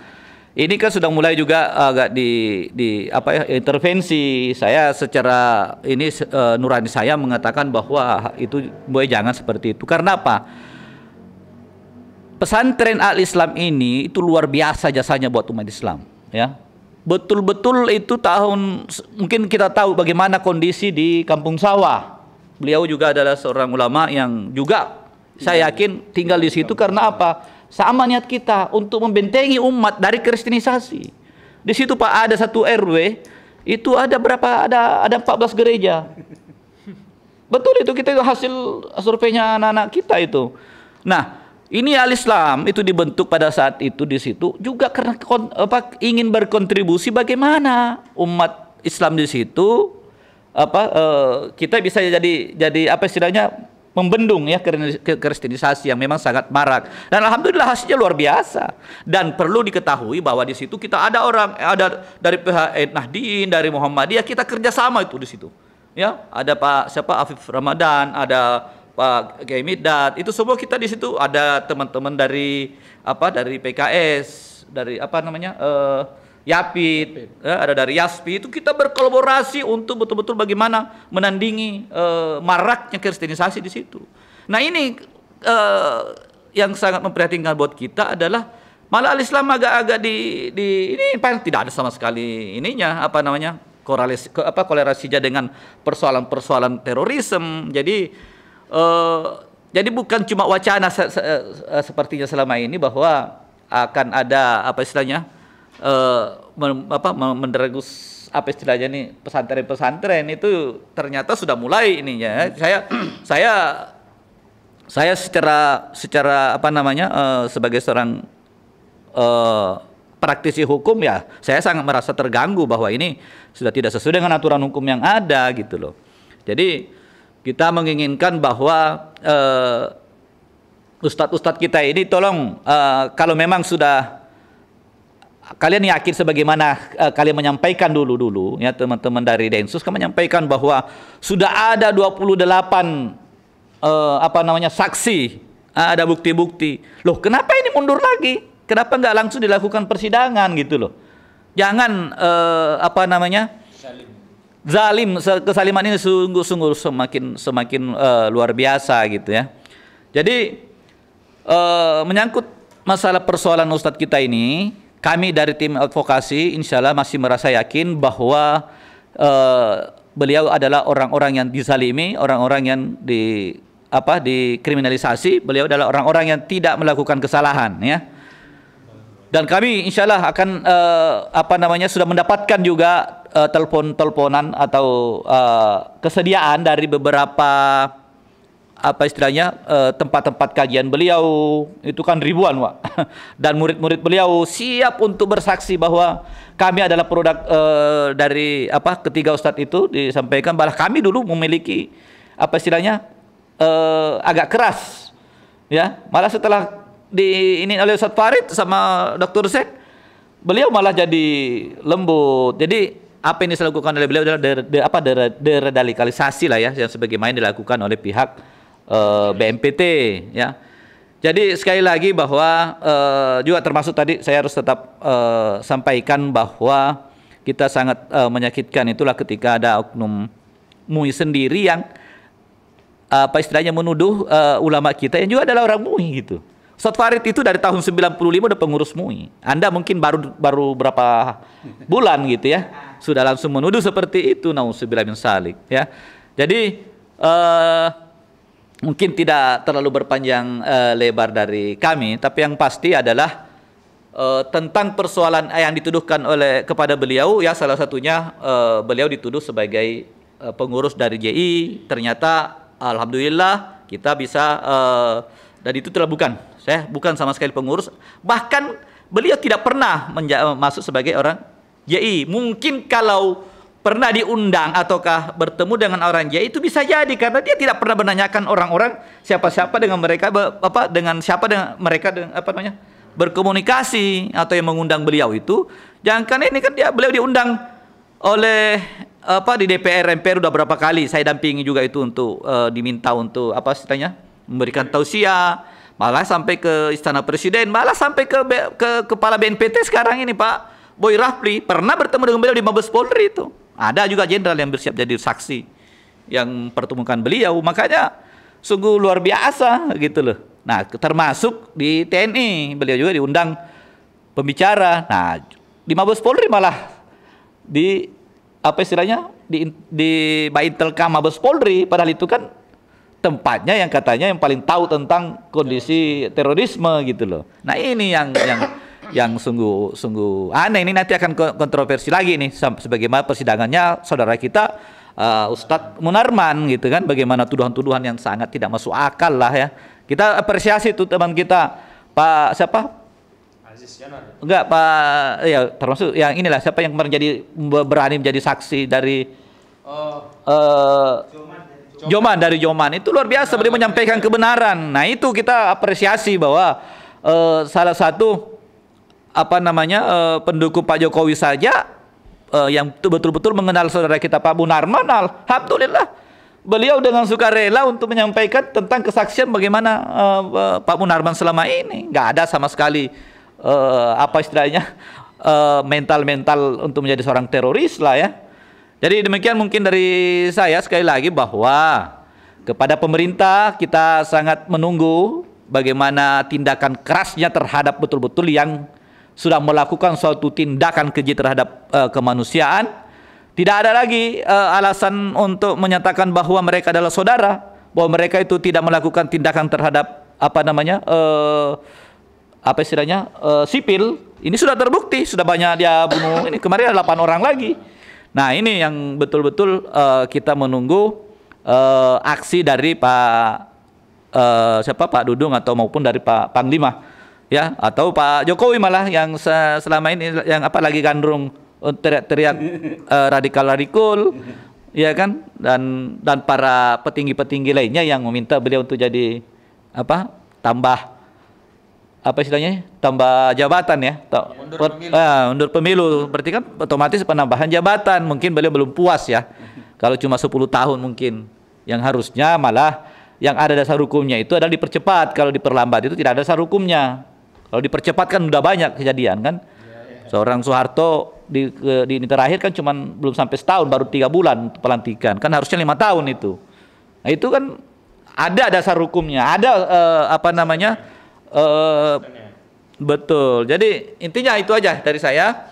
Semoga kepada umat Islam yang selama ini menanyakan kepada beliau, mungkin sekalian saya sudah sampaikan tadi tentang kondisi terakhir beliau yang saat ini. Kalau 2 ustadz yang lain itu gimana? Alhamdulillah Ustadz Farid sehat. Ustadz Tanu memang kadang sakit juga, cuma ya mungkin karena mental dan memang ini kan namanya alasnya ini agak berat dan memang agak sempit di situ dan tidak ada matahari. Jadi mungkin kita minta ke teman-teman Densus untuk mungkin mereka kalau pagi boleh keluar untuk lurus-luruskan badan lah, olahraga. Kalau di dalam itu kan kasihan. Kemudian yang dituduhkan kepada beliau itu yang tadi intinya itu bahwa mereka adalah sudah terbukti tidak termasuk sebagai anggota JI. Kemudian masalah Aba ya, beliau itu hanya sebagai seorang penasehat diminta, tapi ternyata menurut informasi terakhir beliau tidak termasuk di akte ya. Beliau hanya diminta nasihat ketika ada mereka butuhkan ya. Namanya seorang ulama pasti paham tentang apa istilahnya keagamaan lah ya kan, apalagi ini kan masalah masalah uang umat, yang pengelolaan uang umat, makanya kan perlu apa namanya saran-saran ataukah masukan dari para ulama-ulama kita, apalagi Dr. Zain memang pakarnya. Beliau adalah pakar fikih kontemporer ya, jadi beliau yang memang expert di bidangnya, dan terakhir memang beliau di MUI juga sebagai bidang fatwa, dan terakhir beliau adalah yang mengeluarkan fatwa tentang haramnya Bitcoin. Nah itu yang baru berapa hari itu beliau ya. Mungkin karena itu. Nah Allah Allah, makanya kita banyak hal yang kita curigai bagaimana ininya. Tapi oke, kita masih menunggu niat baik dari pemerintah untuk semoga saja beliau segera mungkin dibebaskan sebelum ada proses persidangan, karena saya rasa sudah bisa ditebak gitu ya. Dan kita minta untuk penegak hukum untuk betul-betul ya berlaku adil lah. Demikian mungkin dari saya. Barakallahu fiik. Assalamualaikum warahmatullahi wabarakatuh. Terima kasih kepada Bang Ismar. Tadi sudah disampaikan fakta-fakta seputar 3 ustadz kita, termasuk Bang Munarman ya, yang kemarin dituduhkan kepada beliau itu soal kasus terorisme. Dan kemarin yang terakhir perkembangannya juga setelah Bang Emmanuel Ebenezer, kemudian ada Rocky Gerung juga jadi saksi penguat Bang Munarman bahwa beliau bukan terorisme. Kalau yang disebutkan tadi bahkan tidak ada satupun baik itu Bang Munarman, kemudian Ustadz Hanung Al-Hamad, kemudian ada Ustadz Farid Ahmad Okbah itu membunuh satu orang atau meneteskan darah dari masyarakat negeri, tidak ada satupun. Nah, yang ada dan jelas itu adalah yang dilakukan oleh OPM. Nah, itu sudah jelas tadi sudah disampaikan oleh Ustadz Ahmad Khozinuddin. Nah, untuk itu apa sih kemudian motif dari OPM ini melakukan pemberontakan ya? Boleh kita katakan begitu ya, mungkin karena jelas-jelas itu melakukan perlawanan bahkan menantang anggota TNI. Nah, ini kalau misalnya kita lihat bisa jadi itu karena tidak adilnya, karena kita lihatlah saudara-saudara kita di wilayah timur saja, di wilayah timur dengan di wilayah Jawa dan lain sebagainya itu sangat jauh lah. Mereka dari sisi ekonomi dan lain sebagainya itu masih sangat jauh. Nah, untuk itu kita akan minta pandangan bagaimana Islam mengelola ekonomi ini, mengelola kekayaan alam. Apalagi di Papua ini luar biasa ya. Secara kekayaan alam di sana gunung itu aja emas. Nah, sekarang sudah jadi dikeruk habis sampai kemudian dalam sekali itu. Padahal tadinya gunung emas. Nah, bagaimana pengelolaan dalam Islam? Kita minta ulama kita Ustadz Mikdad Ali Aska untuk menyampaikannya. Tapi sebelum itu kita selingi takbir dulu. Takbir. Takbir. Takbir. Tafadhol. Oke. Bismillahirrahmanirrahim. Assalamualaikum warahmatullahi wabarakatuh. Alhamdulillahi rabbil alamin. Wassalatu wassalamu ala asrafil anbiya'i wal mursalin Sayyidina Muhammadin wa ala alihi wa sahbihi ajma'in. Allahumma inni a'udhu bika an adhilla uzalla au adlama au yudlama alayya. Ikhwani wa ahibati rahimani wa rahimakumullah. Alhamdulillah kita bertemu kembali malam hari ini dalam rangka untuk memberikan pencerahan berkaitan dengan beberapa kejadian yang ada di negeri ini. Tapi sebelumnya saya ingin sampaikan firman Allah Subhanahu wa taala di dalam surat Al-Maidah surat kelima ayat 38. Biasanya ayat ini hanya dibacakan oleh mubalik kita berkaitan dengan fikih, padahal sesungguhnya ayat ini adalah ayat politik. Allah berfirman, a'udzubillahi minasyaitonirrajim, was-sariqu was-sariqatu faqta'u aydiyahuma. Pencuri laki-laki dan pencuri perempuan hendaklah dipotong kedua tangannya kalau memenuhi nisab dari pencurian itu. Kenapa Al-Fakir perlu membawakan ayat ini? Sesungguhnya kalau dalam bahasa Ustadz Ahmad tadi, biang kerok yang terjadi di Papua itu adalah kan ketidakadilan, ketidakberdayaan saudara-saudara kita, pemanfaatan kekayaan alam yang Allah berikan kepada mereka itu tidak sepenuhnya digunakan oleh mereka, dimanfaatkan oleh mereka.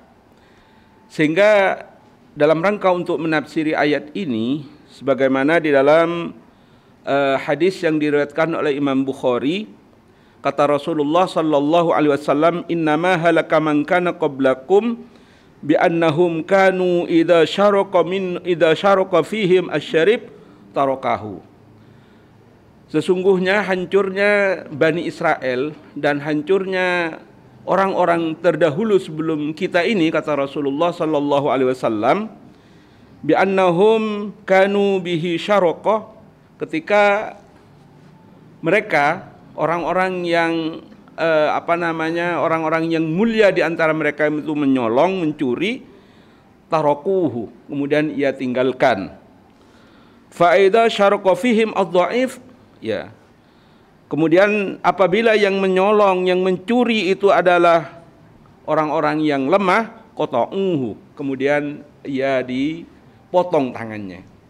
Artinya para jamaah dirahmati Allah Subhanahu wa taala, sangat jelas sekali di Papua atau yang dulu bernama Irian, bagaimana emas-emas yang dikeruk oleh satu korporat yang tadi juga sudah disebutkan, bahwasannya setiap hari, ya, emas yang dikaruniakan oleh Allah Subhanahu wa taala di bumi Papua itu dikeruk habis oleh Amerika.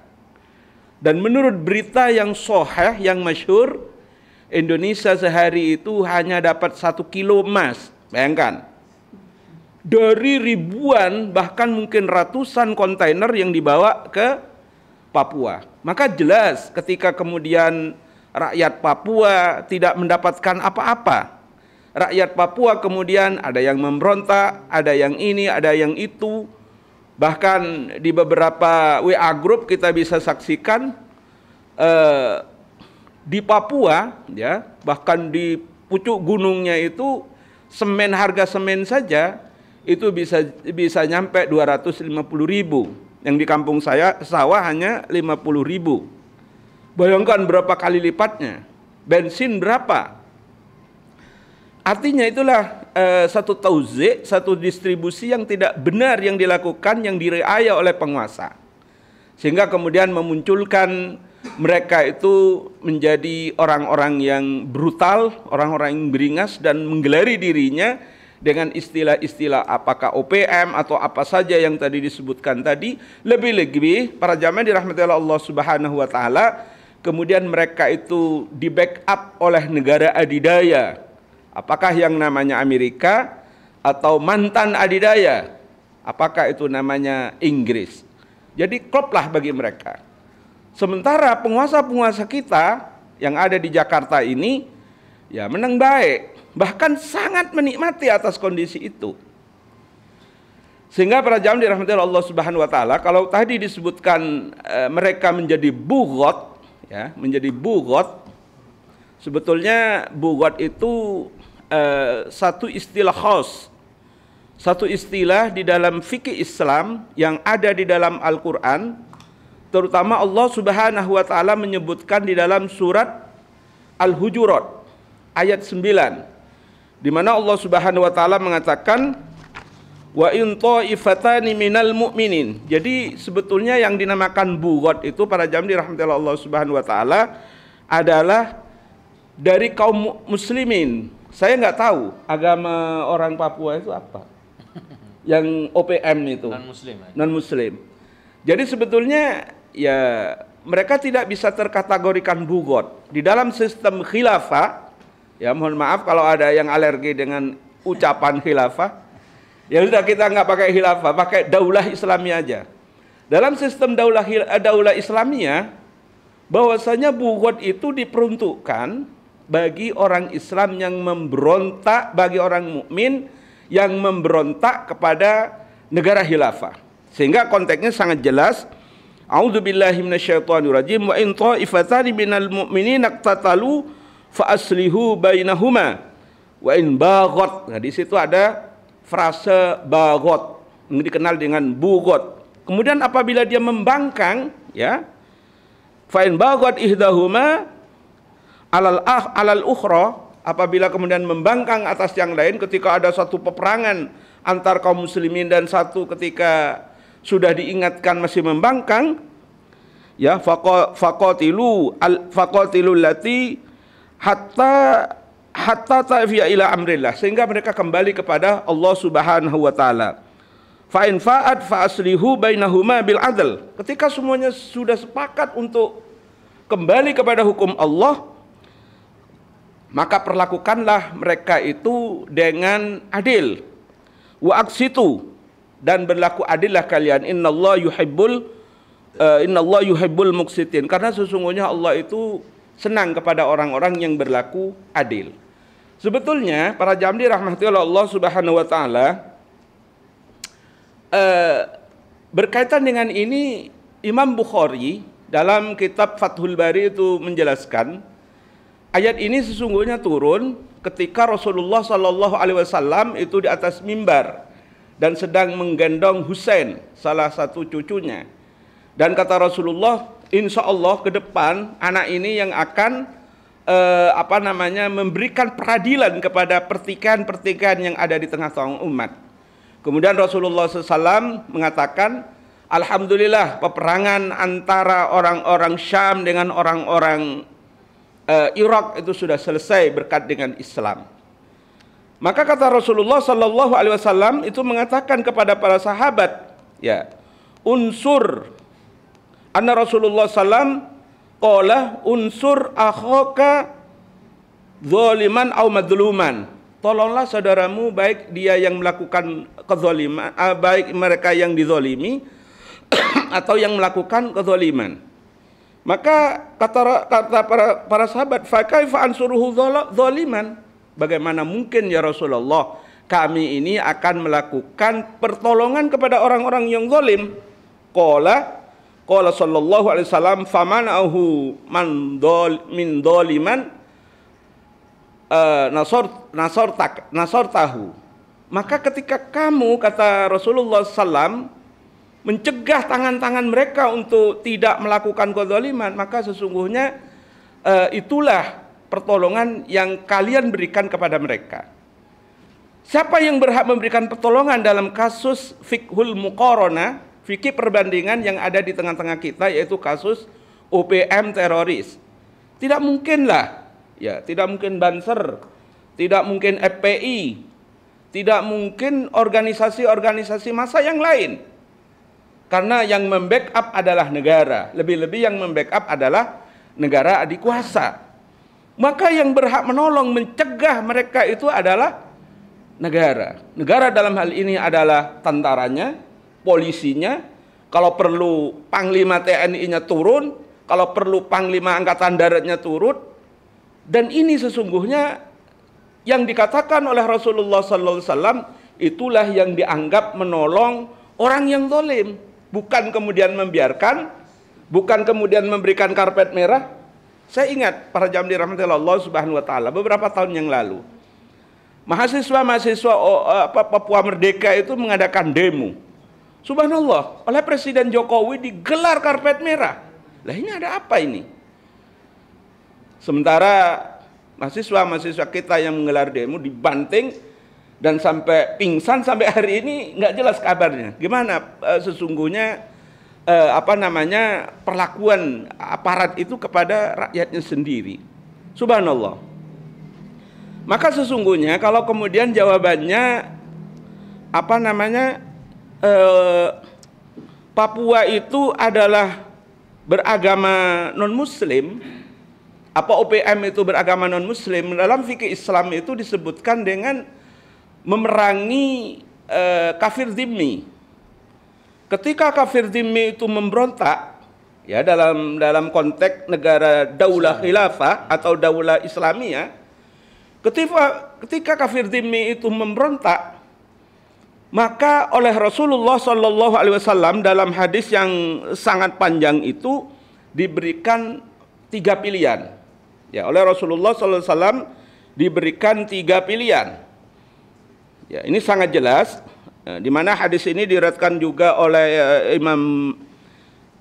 Imam Bukhari, ya. Idza laqaita aduka, maksudnya dari orang-orang zimmah, ahlul zimmah, ya. Baik mustakmin maupun zimmah-zimmah yang lain. Idza laqaita aduka minal musyrikin fad'uhum ihda hisali salasin. Ketika kalian menemukan orang ahli zimmah, ya, yang sudah pernah melakukan perjanjian dengan kalian negara Islam, kemudian dia memberontak, maka fad'uhum ila ihda hisali salasin. Berikan 3 opsi kepada mereka, serulah kepada mereka untuk memenuhi 3 opsi ini. Apa? ud'uhum ilal Islam. Suruhlah mereka itu kepada Islam. Ayo, ajak mereka masuk Islam. Ya. Fa in ajabuka faqbil minhum. Kalau kemudian dia diseru untuk masuk Islam dan dia terima, faqbil minhum. Perlakukan mereka. Perlakukan dengan baik mereka. Wa kaffa anhum, dan lindungi mereka. Itu indahnya Islam. Ketika orang sudah, walaupun dhimmi sudah memberontak macam UPM, tapi kemudian diseru untuk masuk Islam, ya, dan dia mau masuk Islam, terima mereka sebagai saudara baru kalian, kata Rasulullah, dan lindungi mereka. Ya, lindungi mereka. Fa idza abau fad'uhum ila i'ta'il jizya. Kalau mereka kemudian abau, mereka itu tidak mau masuk kepada Islam, fad'uhum ila i'ta'il jizyah. Ya udah, kalau ini kalian bayar jizyah lagi. Ya. Kalian bayar jizyah lagi. Jizyah itu apa? Panjang, itu di pesantren-pesantren dipelajari. Di Al-Islam mungkin juga dipelajari. Di pesantren tradisional juga dipelajari tentang jizyah. Ya. Faqbil minhum wa kaffa anhum. Terima jizyah mereka dan lindungi mereka. Ya. Fa idza abau fasta'in billah. Kalau kemudian tawaran pertama masuk Islam tidak mau, bayar jizyah juga tidak mau, maka fasta'in billah. Ya. Kamu minta tolonglah kepada Allah Subhanahu wa taala, wa qatiluhum, dan perangi mereka. Itu kalau ahlul zimmah yang memberontak. Saya tidak tahu apakah nenek moyang dari orang-orang UPM itu pernah masuk Islam atau tidak. Tapi paling tidak, ya, sebagai kalau kemudian negeri ini juga tidak mau mendeklar bahwasanya, kan negeri ini negeri bingung, ya. Dikatakan negeri negeri kafir juga enggak, negeri agama juga enggak, ya. Sebetulnya negeri apa? Kalau kemudian sesungguhnya ketika mau diatur dengan Islam, selesai. Negeri ini selesai sesungguhnya. Tapi sayang, ya, para jamaah dirahmati Allah Subhanahu wa taala, sebagian besar dari petinggi-petinggi negeri ini semakin membingungkan kalau kita dengar komentar-komentarnya. Kalau kemudian mereka dianggap sebagian dari bughat, ya, dalam fikih Islam juga sangat-sangat jelas harus diperangi. Ya.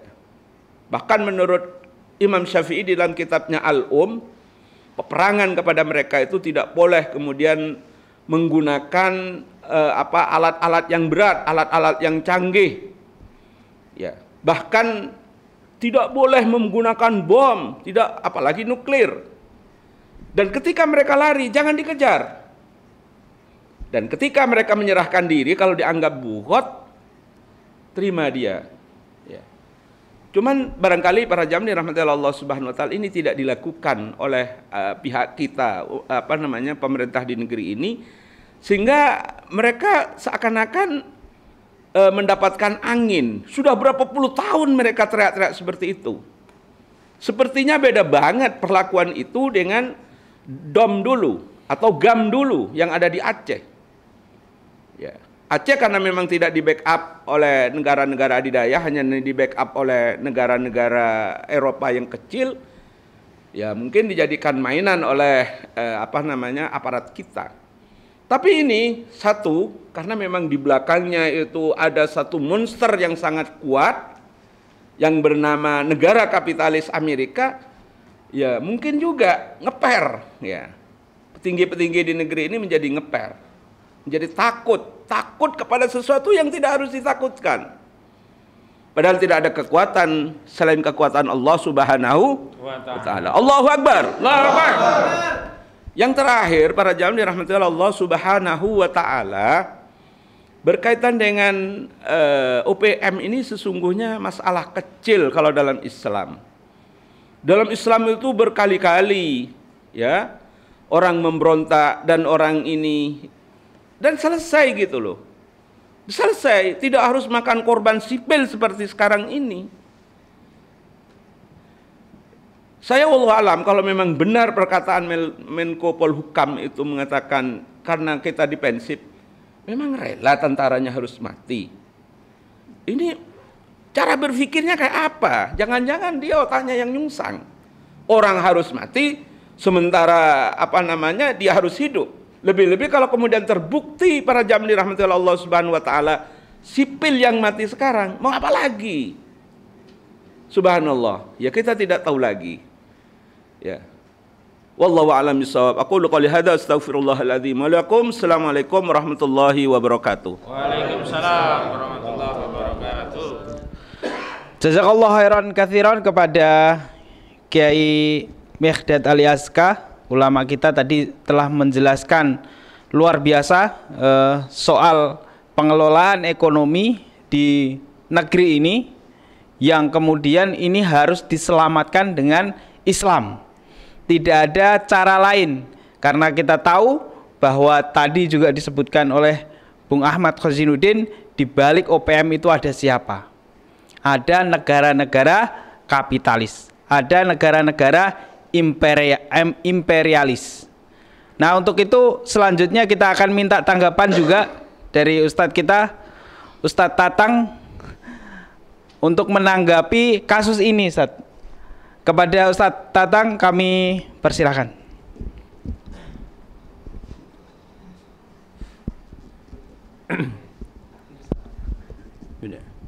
Bismillahirrahmanirrahim. Assalamualaikum warahmatullahi wabarakatuh. Waalaikumsalam warahmatullahi wabarakatuh. Hamidanillah wa musallian ala rasulillah wa ala alihi wa sahbihi wa man walah. Asyhadu an la ilaha illallah wahdahu la syarikalah wa asyhadu anna Muhammadan abduhu wa rasuluh. Amma ba'du.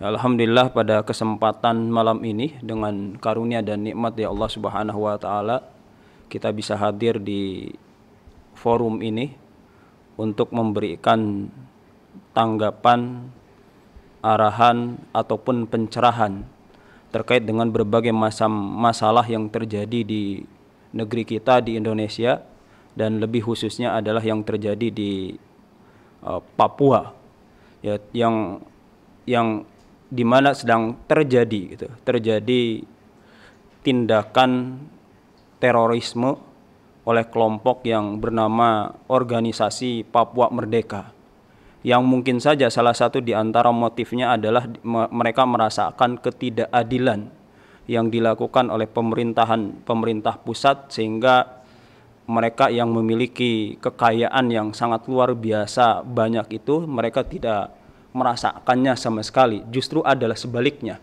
sebagaimana mungkin banyak rilis terkait dengan survei terkait dengan kemiskinan yang sangat luar biasa terjadi di sana. Sebagai awal untuk kita itu terkait dengan kekayaan alam di dunia secara umum atau khususnya di negeri kita, di negeri Indonesia, sebagai titik awal pemberangkatan seorang muslim adalah sebagaimana yang Allah Subhanahu wa taala firmankan di dalam surat Al-Baqarah. A'udzubillahi minasyaitonir rajim. Huwallazi khalaqalakum ma fil ardi jami'an. Dialah Allah, alladzi khalaqalakum, yang Allah telah menciptakan untuk kalian itu ma fil ardi jami'an, apa yang ada di bumi itu jami'an semuanya. Di dalam ayat ini Allah Subhanahu wa taala menginformasikan pertama bahwa Allah itu ada pencipta alam semesta, yang kemudian Allah menciptakan al-ardu, dan berikutnya pula bahwa Allah menciptakan ma fil ardi, apa yang ada di bumi itu. Baik itu adalah yang ada di darat, di laut, mungkin di permukaan bumi, ataupun yang ada di dalam perut bumi itu. Bahwa pada hakikatnya Allah Subhanahu wa taala telah menciptakan itu semua lakum, yaitu bagi kalian. Yang kemudian mungkin ya bahwasanya salah satu tempat yang oleh Allah Subhanahu wa taala anugerahkan ya, sumber daya itu ada di antaranya adalah yang mayoritas di negeri-negeri Islam, dan lebih khusus lagi adalah di negeri kita itu di Indonesia, yang lebih khususnya lagi ada kepada provinsi yang sedang kita bicarakan di antaranya. Tetapi mungkin ketika Allah Subhanahu wa taala mengatakan itu adalah bagi kalian semuanya, sudah barang tentu itu ada tidak dibiarkan begitu saja, menyerahkannya kepada manusia, Kenapa? Ketika itu ada diserahkan kepada manusia, pasti akan terjadi perebutan. Yang siapa yang berebut pasti antara orang kuat dan orang lemah. Yang menang ada orang-orang kuat. Yang seperti hanya hari ini bahwasanya orang-orang kuat, baik itu dengan dananya, mungkin dengan intelektualitasnya, kemudian dengan berbagai macam kemampuan yang mereka miliki, apalagi mereka menggunakan alat kekuasaan dengan atas nama undang-undang yang kemudian dibuatlah aturan atas dengan istilah swastinisasi, kemudian privatisasi dan lain sebagainya, sehingga mereka lah yang akan mendapatkan kekayaan yang luar biasa, sedangkan kelompok yang lain itu adalah mereka hanya bisa nonton, atau mungkin kalau obrolan kami itu ada hanya dapat ceritanya bahwa negeri kita itu ada negeri yang sangat kaya raya, kemudian di laut, di darat, kemudian di permukaan bumi atau di dalamnya itu ada sangat luar biasa kekayaannya. Tapi itu hanya sekedar cerita. Tapi itu hanya sekedar kita mendapatkan dongeng-dongengnya saja. Tetapi realitas di tengah-tengah kehidupan kita tidak mendapatkan dan tidak merasakan itu semua. Maka oleh karena itulah jamaah rahimakumullah, bahwasanya karena Islam itu ada sebagai sebuah ajaran yang sempurna dan paripurna, tidak membiarkan kepada manusia untuk mengatur yang tadi akan berdampak negatif, yang sekelompok orang bisa menguasai, yang sekelompok orang akan tertindas. Maka diatur sedemikian rupa seperti apa petunjuk Islam untuk mengatur terkait dengan pengelolaan sumber daya alam itu.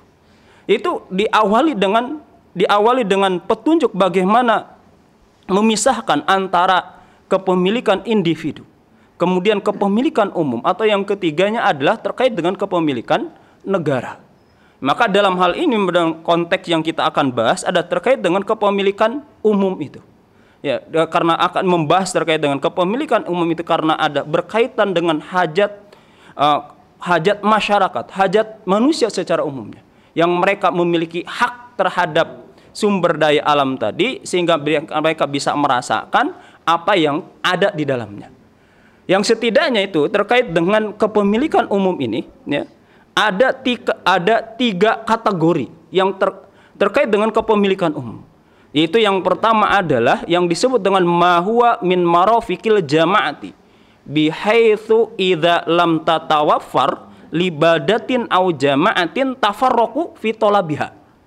Itu adalah yang pertama itu ada termasuk fasilitas umum, di mana ketika fasilitas ini tidak terpenuhi di sebuah negeri atau di sebuah komunitas, maka akan menimbulkan sengketa atau perpecahan di antara mereka. Nah, yang pertama ini ada didasarkan kepada apa? Kepada sabda Nabi Shallallahu Alaihi Wasallam. Ya, yaitu ketika Nabi Shallallahu Alaihi Wasallam mengatakan bahwa an-nasu syuraka, bahwa manusia itu ada bersekutu, bersama-sama. Mereka bersama-sama ingin mendapatkan manfaat. Itu apa? Terkait dengan alma wal kala wan nar. Itu terkait dengan air, kemudian padang rumput, wan nar, dan api. Dan yang ini ada menjadi dalil bahwasanya masyarakat atau manusia itu ada bersekutu, bersama-sama, harus menikmati, mereka harus mendapatkan terkait dengan tiga energi ini, yang mungkin bukan hanya sekedar pada airnya, tetapi ada terkait dengan sumbernya. Begitu pula bukan rumputnya, tetapi ada padang gembalaannya. Begitu pula terkait dengan apinya. Terkait dengan api, bukan apinya, tetapi adalah apa yang menghasilkan kepada api, yang disebut sumber energi yang bisa menghasilkan terhadap api tadi. Maka masyarakat itu ada, mereka memiliki hak yang sama untuk mendapatkan perkara-perkara seperti tadi. Maka oleh karena itulah, maka perkara tersebut tidak boleh dikuasai oleh segelintir orang, satu individu atau suatu kelompok, yang kemudian kelompok yang lain ada tidak mendapatkan itu semua. Maka haram bagi negara untuk menyerahkan sumber daya tadi kepada pihak tertentu itu. Kemudian yang kedua itu adalah yang termasuk kepada kepemilikan umum itu ada al-ma'adin allati la tanqati'u. Itu adalah barang tambang yang allati la tanqati'u, yang secara bahasa mungkin la tanqati'u, yang tidak terputus. Ya. Bahwasanya ini didasarkan kepada apa yang pernah terjadi pada Rasulullah SAW. Itu ketika ada salah seorang sahabat datang kepada Nabi, yaitu yang bernama Abyad bin Hammal istaqta'ahu al-milha, itu ada beliau meminta kepada Nabi supaya diberikan al-milha, itu diberikan tambang garam, yang kemudian oleh Nabi SAW itu fa'aqta'ahu, Nabi SAW memberikan tambang garam tadi itu kepada Abyad bin Hammal tadi, yang kemudian datanglah salah seorang sahabat salah seorang sahabat datang kemudian memberitahukan kepada Nabi terkait dengan tambang garam itu. Atadri ma kotok tahu, apakah engkau tahu apa yang engkau berikan itu? Yang bahwasanya engkau itu kotok tahu lahu, engkau memberikan kepada Abyad bin Hammal itu adalah kalma'il iddi, yaitu ada seperti air yang mengalir. Al iddi itu yang kata dalam syarah kitab Sunan Abi Daud, ya, kitab Aunul Ma'bud itu al-iddu itu adalah al-ma'ud daimu alladzi la yanqati'u. Itu adalah air yang daim, akan terus-menerus, la yanqati'u. Itu ada tidak akan pernah terputus gitu. Yang oleh para ulama itu bahwasanya diistinbat berdasarkan dalil tadi bukan pada garamnya, bukan hanya pada tambang garam, tetapi seluruh sumber daya alam yang di situ adalah memiliki deposito yang tidak terbatas, maka itu adalah harus menjadi kepemilikan umum. Artinya ada seluruh warga negara itu harus merasakan hasil daripada sumber daya alam tersebut. Yang mungkin diantaranya adalah tambang emas, kemudian perak dan lain sebagainya. Yang mungkin hari ini pun adalah yang Allah Subhanahu wa Ta'ala telah anugerahkan di Papua itu, Allah telah menganugerahkannya ada tambang emas, mungkin perak dan lain sebagainya, yang seharusnya bahwasanya hasil daripada tambang emas yang ada di sana itu adalah yang negara menjadi wakil daripada masyarakat untuk mengelola sumber daya alam tersebut, yang kemudian hasilnya didistribusikan kepada masyarakat mungkin dengan berbagai macam pelayanan yang sehingga masyarakat adalah bisa merasakan kesejahteraan, kemudian terpenuhi segala kebutuhan mendasarnya. Nah, yang ketiga itu ada terkait dengan al-asya'ul lati tabi'atu takwiniha tamna'u ikhtisasal fardi bihiyazatiha. Itu adalah terkait dengan barang-barang yang secara hukum alamnya atau secara alaminya itu ada setiap individu itu ada dilarang untuk menguasainya.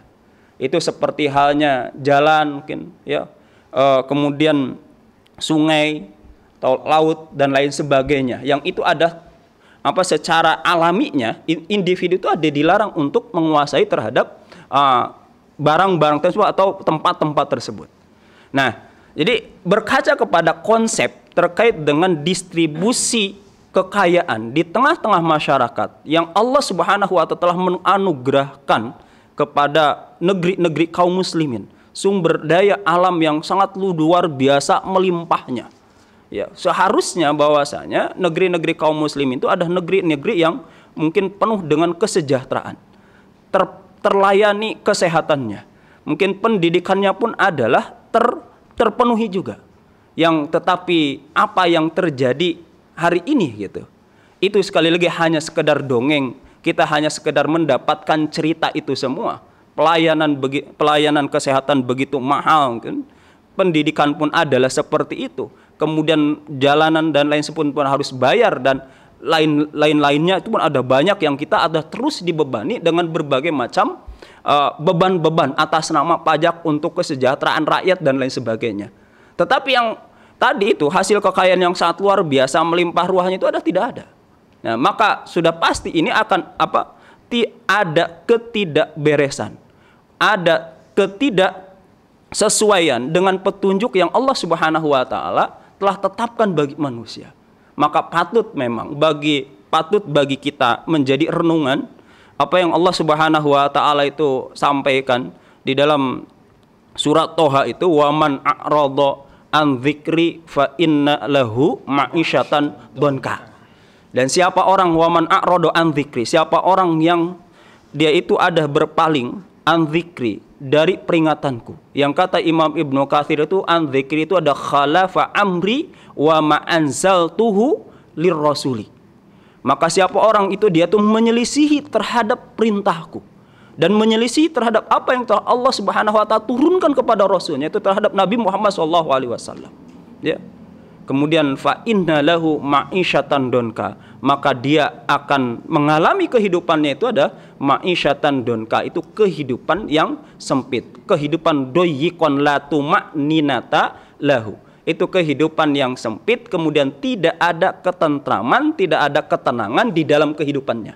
Dan hari ini kita sangat merasakan itu, dan hari ini kita sangat merasakan terkait dengan apa yang digambarkan oleh Allah Subhanahu wa taala. Ancamannya itu ketika sumber daya alam tidak dikelola sesuai dengan arahan, sesuai dengan petunjuk, sesuai dengan apa yang telah Allah Subhanahu wa taala tetapkan aturannya. Itu mulai tadi itu ada terkait dengan bagaimana pemisahan terkait dengan kepemilikan, bagaimana yang seharusnya didistribusikan, siapa yang berhak dan lain sebagainya. Yang justru adalah mengambil aturan bukan dari aturan Islam, ya. Aturan yang bersumber daripada manusia, yang kemudian dengan sekuler kapitalismenya yang kemudian diserahkan segelintir orang, apalagi diserahkannya bukan kepada mungkin segelintir orang pun bukan orang Islam, tapi dah orang kafir. Orang kafirnya pun ada orang kafir, bukan orang kafir biasa, tapi orang kafir yang menjadi musuh utama kaum muslimin, yang mereka menjadi garda terdepan senantiasa menjadikan umat Islam itu menjadi musuh utama dengan berbagai macam opini yang senantiasa mereka buat itu, dengan istilah terorisme, kemudian radikalisme dan lain sebagainya, yang mungkin tujuan itu dalam rangka untuk membendung, menghilangkan, kemudian menghilangkan peran Islam di tengah-tengah kehidupan. Maka marilah kita gitu ya, kita serukan kepada para ulama kita, para kiai kita, para habaib kita, kemudian para penguasa di negeri-negeri Islam, secara khususnya ada di negeri ini, marilah kita kembali kepada hukum yang telah Allah Subhanahu wa taala turunkan, menerapkan hukum Islam secara kafah, bukan hanya kita membahas mengenai tohar, termasuk di dalamnya ada mengelola terhadap sumber daya alam yang bagian pengelolaan ekonomi, sehingga kita betul-betul akan merasakan keberkahan yang telah Allah Subhanahu wa taala turunkan. Ya. Tetapi kalau tetap kekeh sebaliknya, maka kita akan terus-menerus berada dalam penderitaan. Begitu pula mungkin kita serukan kepada saudara-saudara kita yang ada di Papua, janganlah tertipu oleh negara kafir penjajah Amerika, yang janganlah ada terprovokasi oleh mereka, yang kita hanya bisa diadu domba, sedangkan mereka ada yang menikmati kekayaan-kekayaan tersebut, yang kemudian mereka bawa ke negara mereka, kemudian dinikmati sedemikian rupa. Itu mungkin barangkali yang bisa sampaikan secara singkat, kurang lebihnya mohon maaf. Wabillahi taufiq wal hidayah. Wassalamualaikum warahmatullahi wabarakatuh. Waalaikumsalam warahmatullahi wabarakatuh. Takbir! Takbir! Takbir! Demikianlah pernyataan dari Ustadz Tatang, guru kita semua, terkait pengelolaan tadi. Luar biasa penyampaiannya, bagaimana seandainya negeri ini dikelola dengan Islam. Dan beliau juga menyampaikan seandainya negeri ini dikelola seperti sekarang ini, maka tadi disampaikan ma'isyatan dongka, maka akan kehidupan kita akan sempit terus. Nah, sebagai penutup saya ingin minta tanggapannya, closing statement dari Ketua KPAU Bung Ahmad Khozinuddin untuk menegaskan apa yang tadi disampaikan oleh para ulama kita yang di depan. Tafadhol Ustaz.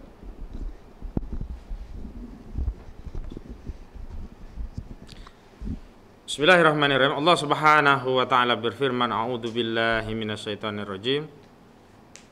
Walau ana ahlal qura amanu wattaqaw la fatahna 'alaihim barakatin minas sama'i wal ard walakin kadzabu fa akhadnahum bima kanu yaksibun. Dan seandainya seluruh penduduk bumi termasuk di negeri ini, di Indonesia, termasuk saudara-saudara kita yang di Papua, menerapkan syariat Islam, membagi kepemilikan itu menjadi kepemilikan individu, kepemilikan umum, dan kepemilikan negara. Dan seluruh tambang emas yang ada di Papua dikelola oleh negara. Dan mengikuti syariat Islam diharamkan kepada individu, korporasi, baik asing ataupun asing, baik itu Inggris, Perancis, Amerika, Cina. Tidak boleh mengelola tambang yang oleh Allah Subhanahu wa taala, tambang tadi adalah milik bersama, al-milkiyatul amah, public property, yang dalam syariat Islam harus negara yang mengelola. dan manfaatnya dikembalikan kepada masyarakat, baik untuk fasilitas umum, layanan masyarakat, dan juga bahkan dalam bentuk natural barang tambang untuk memenuhi kebutuhan rakyat yang sifatnya basic, baik itu kebutuhan sandang, pangan, papan, pendidikan, kesehatan, dan keamanan, maka insya Allah barokah kita. Kekayaan yang diturunkan Allah Subhanahu wa taala di negeri ini dan di negeri kaum muslimin lainnya akan menjadikan umat Islam ini dan umat manusia secara umum sejahtera. Karena itu sesungguhnya saudara-saudara yang ada di Papua dan juga di negeri ini, juga di negeri kaum muslimin lainnya sebenarnya punya musuh yang sama, yakni ideologi kapitalisme. Kapitalisme penjajah inilah yang ditawarkan, yang dijajakan oleh Amerika, yang menyengsarakan baik masyarakat Papua juga rakyat Indonesia secara umum. Karena tambang-tambang di negeri ini bukan hanya di Papua, bukan hanya emas Papua, juga termasuk batu bara, juga tambang besi, intan, mangan, dan seluruh tambang-tambang termasuk tambang batuan andesit yang ada di desa Wadas, di daerah Purworejo. Ini mau dikelola oleh swasta, mau dikuasai oleh individu yang sebenarnya ini semuanya adalah milik bersama yang sebenarnya seluruh umat manusia itu berserikat. Al-muslimuna syuraka'u fi salasi fil ma' wal kala' wan nar. Tapi ini semua dikelola dengan ideologi kapitalisme sekuler, di mana yang punya uang dia yang bisa nambang, yang punya uang dia yang bisa punya batu bara seperti Luhut Binsar Panjaitan.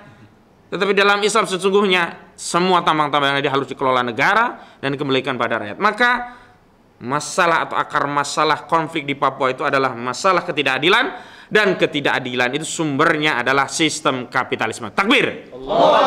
Karena itu sungguh tidak ada jalan lain untuk memberikan keadilan bagi masyarakat Papua dan juga negara Indonesia dan seluruh negeri kaum muslim lainnya, kecuali dengan menerapkan sistem yang adil, bukan ideologi sekuler kapitalisme, yakni sistem Islam.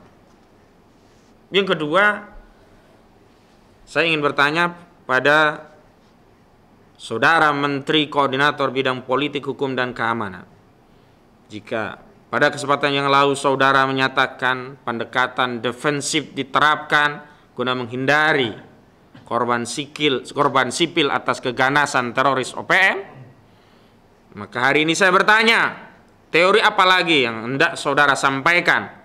Dalih apalagi yang hendak saudara sampaikan? Karena hari ini sudah ada 8 rakyat sipil yang menjadi korban. Bahkan mereka sedang menjalankan pekerjaan bukan terkait dengan konflik yang ada di Papua. Mereka hanya kerja. Kami tunggu. Dan saya juga bertanya kepada saudara Kasat Jenderal Dudung Abdurrahman, apa yang Anda akan lakukan? Apakah Anda ingin berdalih ini adalah kewenangan Panglima lagi atau tindakan apa? Sekali waktu Anda ngepost di Papua, jangan hanya joget-joget dangdut bikin album, jangan hanya diskusi di forumnya Deddy Corbuzier, ngepost di OPA agar Anda tahu bagaimana penderitaan dari prajurit-prajurit Anda, bagaimana beratnya tugas negara yang diemban oleh prajurit-prajurit Anda yang ada di garis depan. Dan tentu saja kepada Pak Jokowi selaku Panglima tertinggi di negara ini, sampai berapa lagi korbannya, Pak? Yang di Papua korbannya sipil, tentara, dan polisi. Yang di luar Papua korban teror.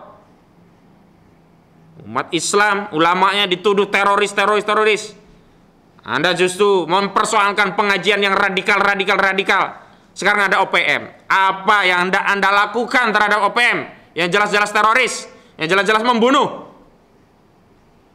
Jangan sibuk ngurusi grup WhatsApp. Sudah ada yang ngurus grup WhatsApp, sudah ada adminnya, dan tidak perlu ngintip-ngintip. Minta saja jadi anggota grup WhatsApp kepada admin, pasti disetujui. Dan terakhir kepada kaum muslimin sekalian yang dirahmati oleh Allah Subhanahu wa taala, inilah wujud pembelaan kita, advokasi kita kepada urusan keumat, dan inilah wujud persaudaraan kita kepada saudara muslim. Bagaimana disampaikan tadi, kita tidak boleh ya merasa bahwa kita aman karena itu bukan dari kelompok kita, yang ditangkap diterorikan bukan dari organisasi kita. Jadi Pak Rahmat tadi menyatakan kalau itu yang terjadi, lama-lama kita juga kena. Karena itu kita harus mengikat persaudaraan karena Islam, bukan karena organisasi. Karena akidah la ilaha illallah Muhammadur Rasulullah. Karena itu siapapun yang mengucapkan la ilaha illallah Muhammadur Rasulullah, itulah saudara dan wajib kita bela. Takbir. Takbir. Takbir. Itu saja yang bisa kami sampaikan pada kesempatan rilis malam ini. Mudah-mudahan ada manfaat. Billahi taufik wal hidayah wal afu minkum. Assalamualaikum warahmatullahi wabarakatuh. Waalaikumsalam warahmatullahi wabarakatuh. Demikianlah para pemirsa, penonton Mimbar Tube dan AK Channel yang sedang live pada malam hari ini, dan para tokoh-tokoh yang ada di sini yang menyaksikan secara offline. Pernyataan resmi dari Koalisi Persaudaraan dan Advokasi Umat atas meninggalnya 8 orang yang dengan sengaja dilakukan oleh OPM. Mudah-mudahan ini memberikan edukasi sekaligus menyenggol kepada pemerintah hari ini agar framingnya itu jangan dialamatkan kepada umat Islam, justru harus dialamatkan terorisme itu kepada OPM. Takbir! Takbir! Takbir! Sekian, wassalamualaikum warahmatullahi wabarakatuh.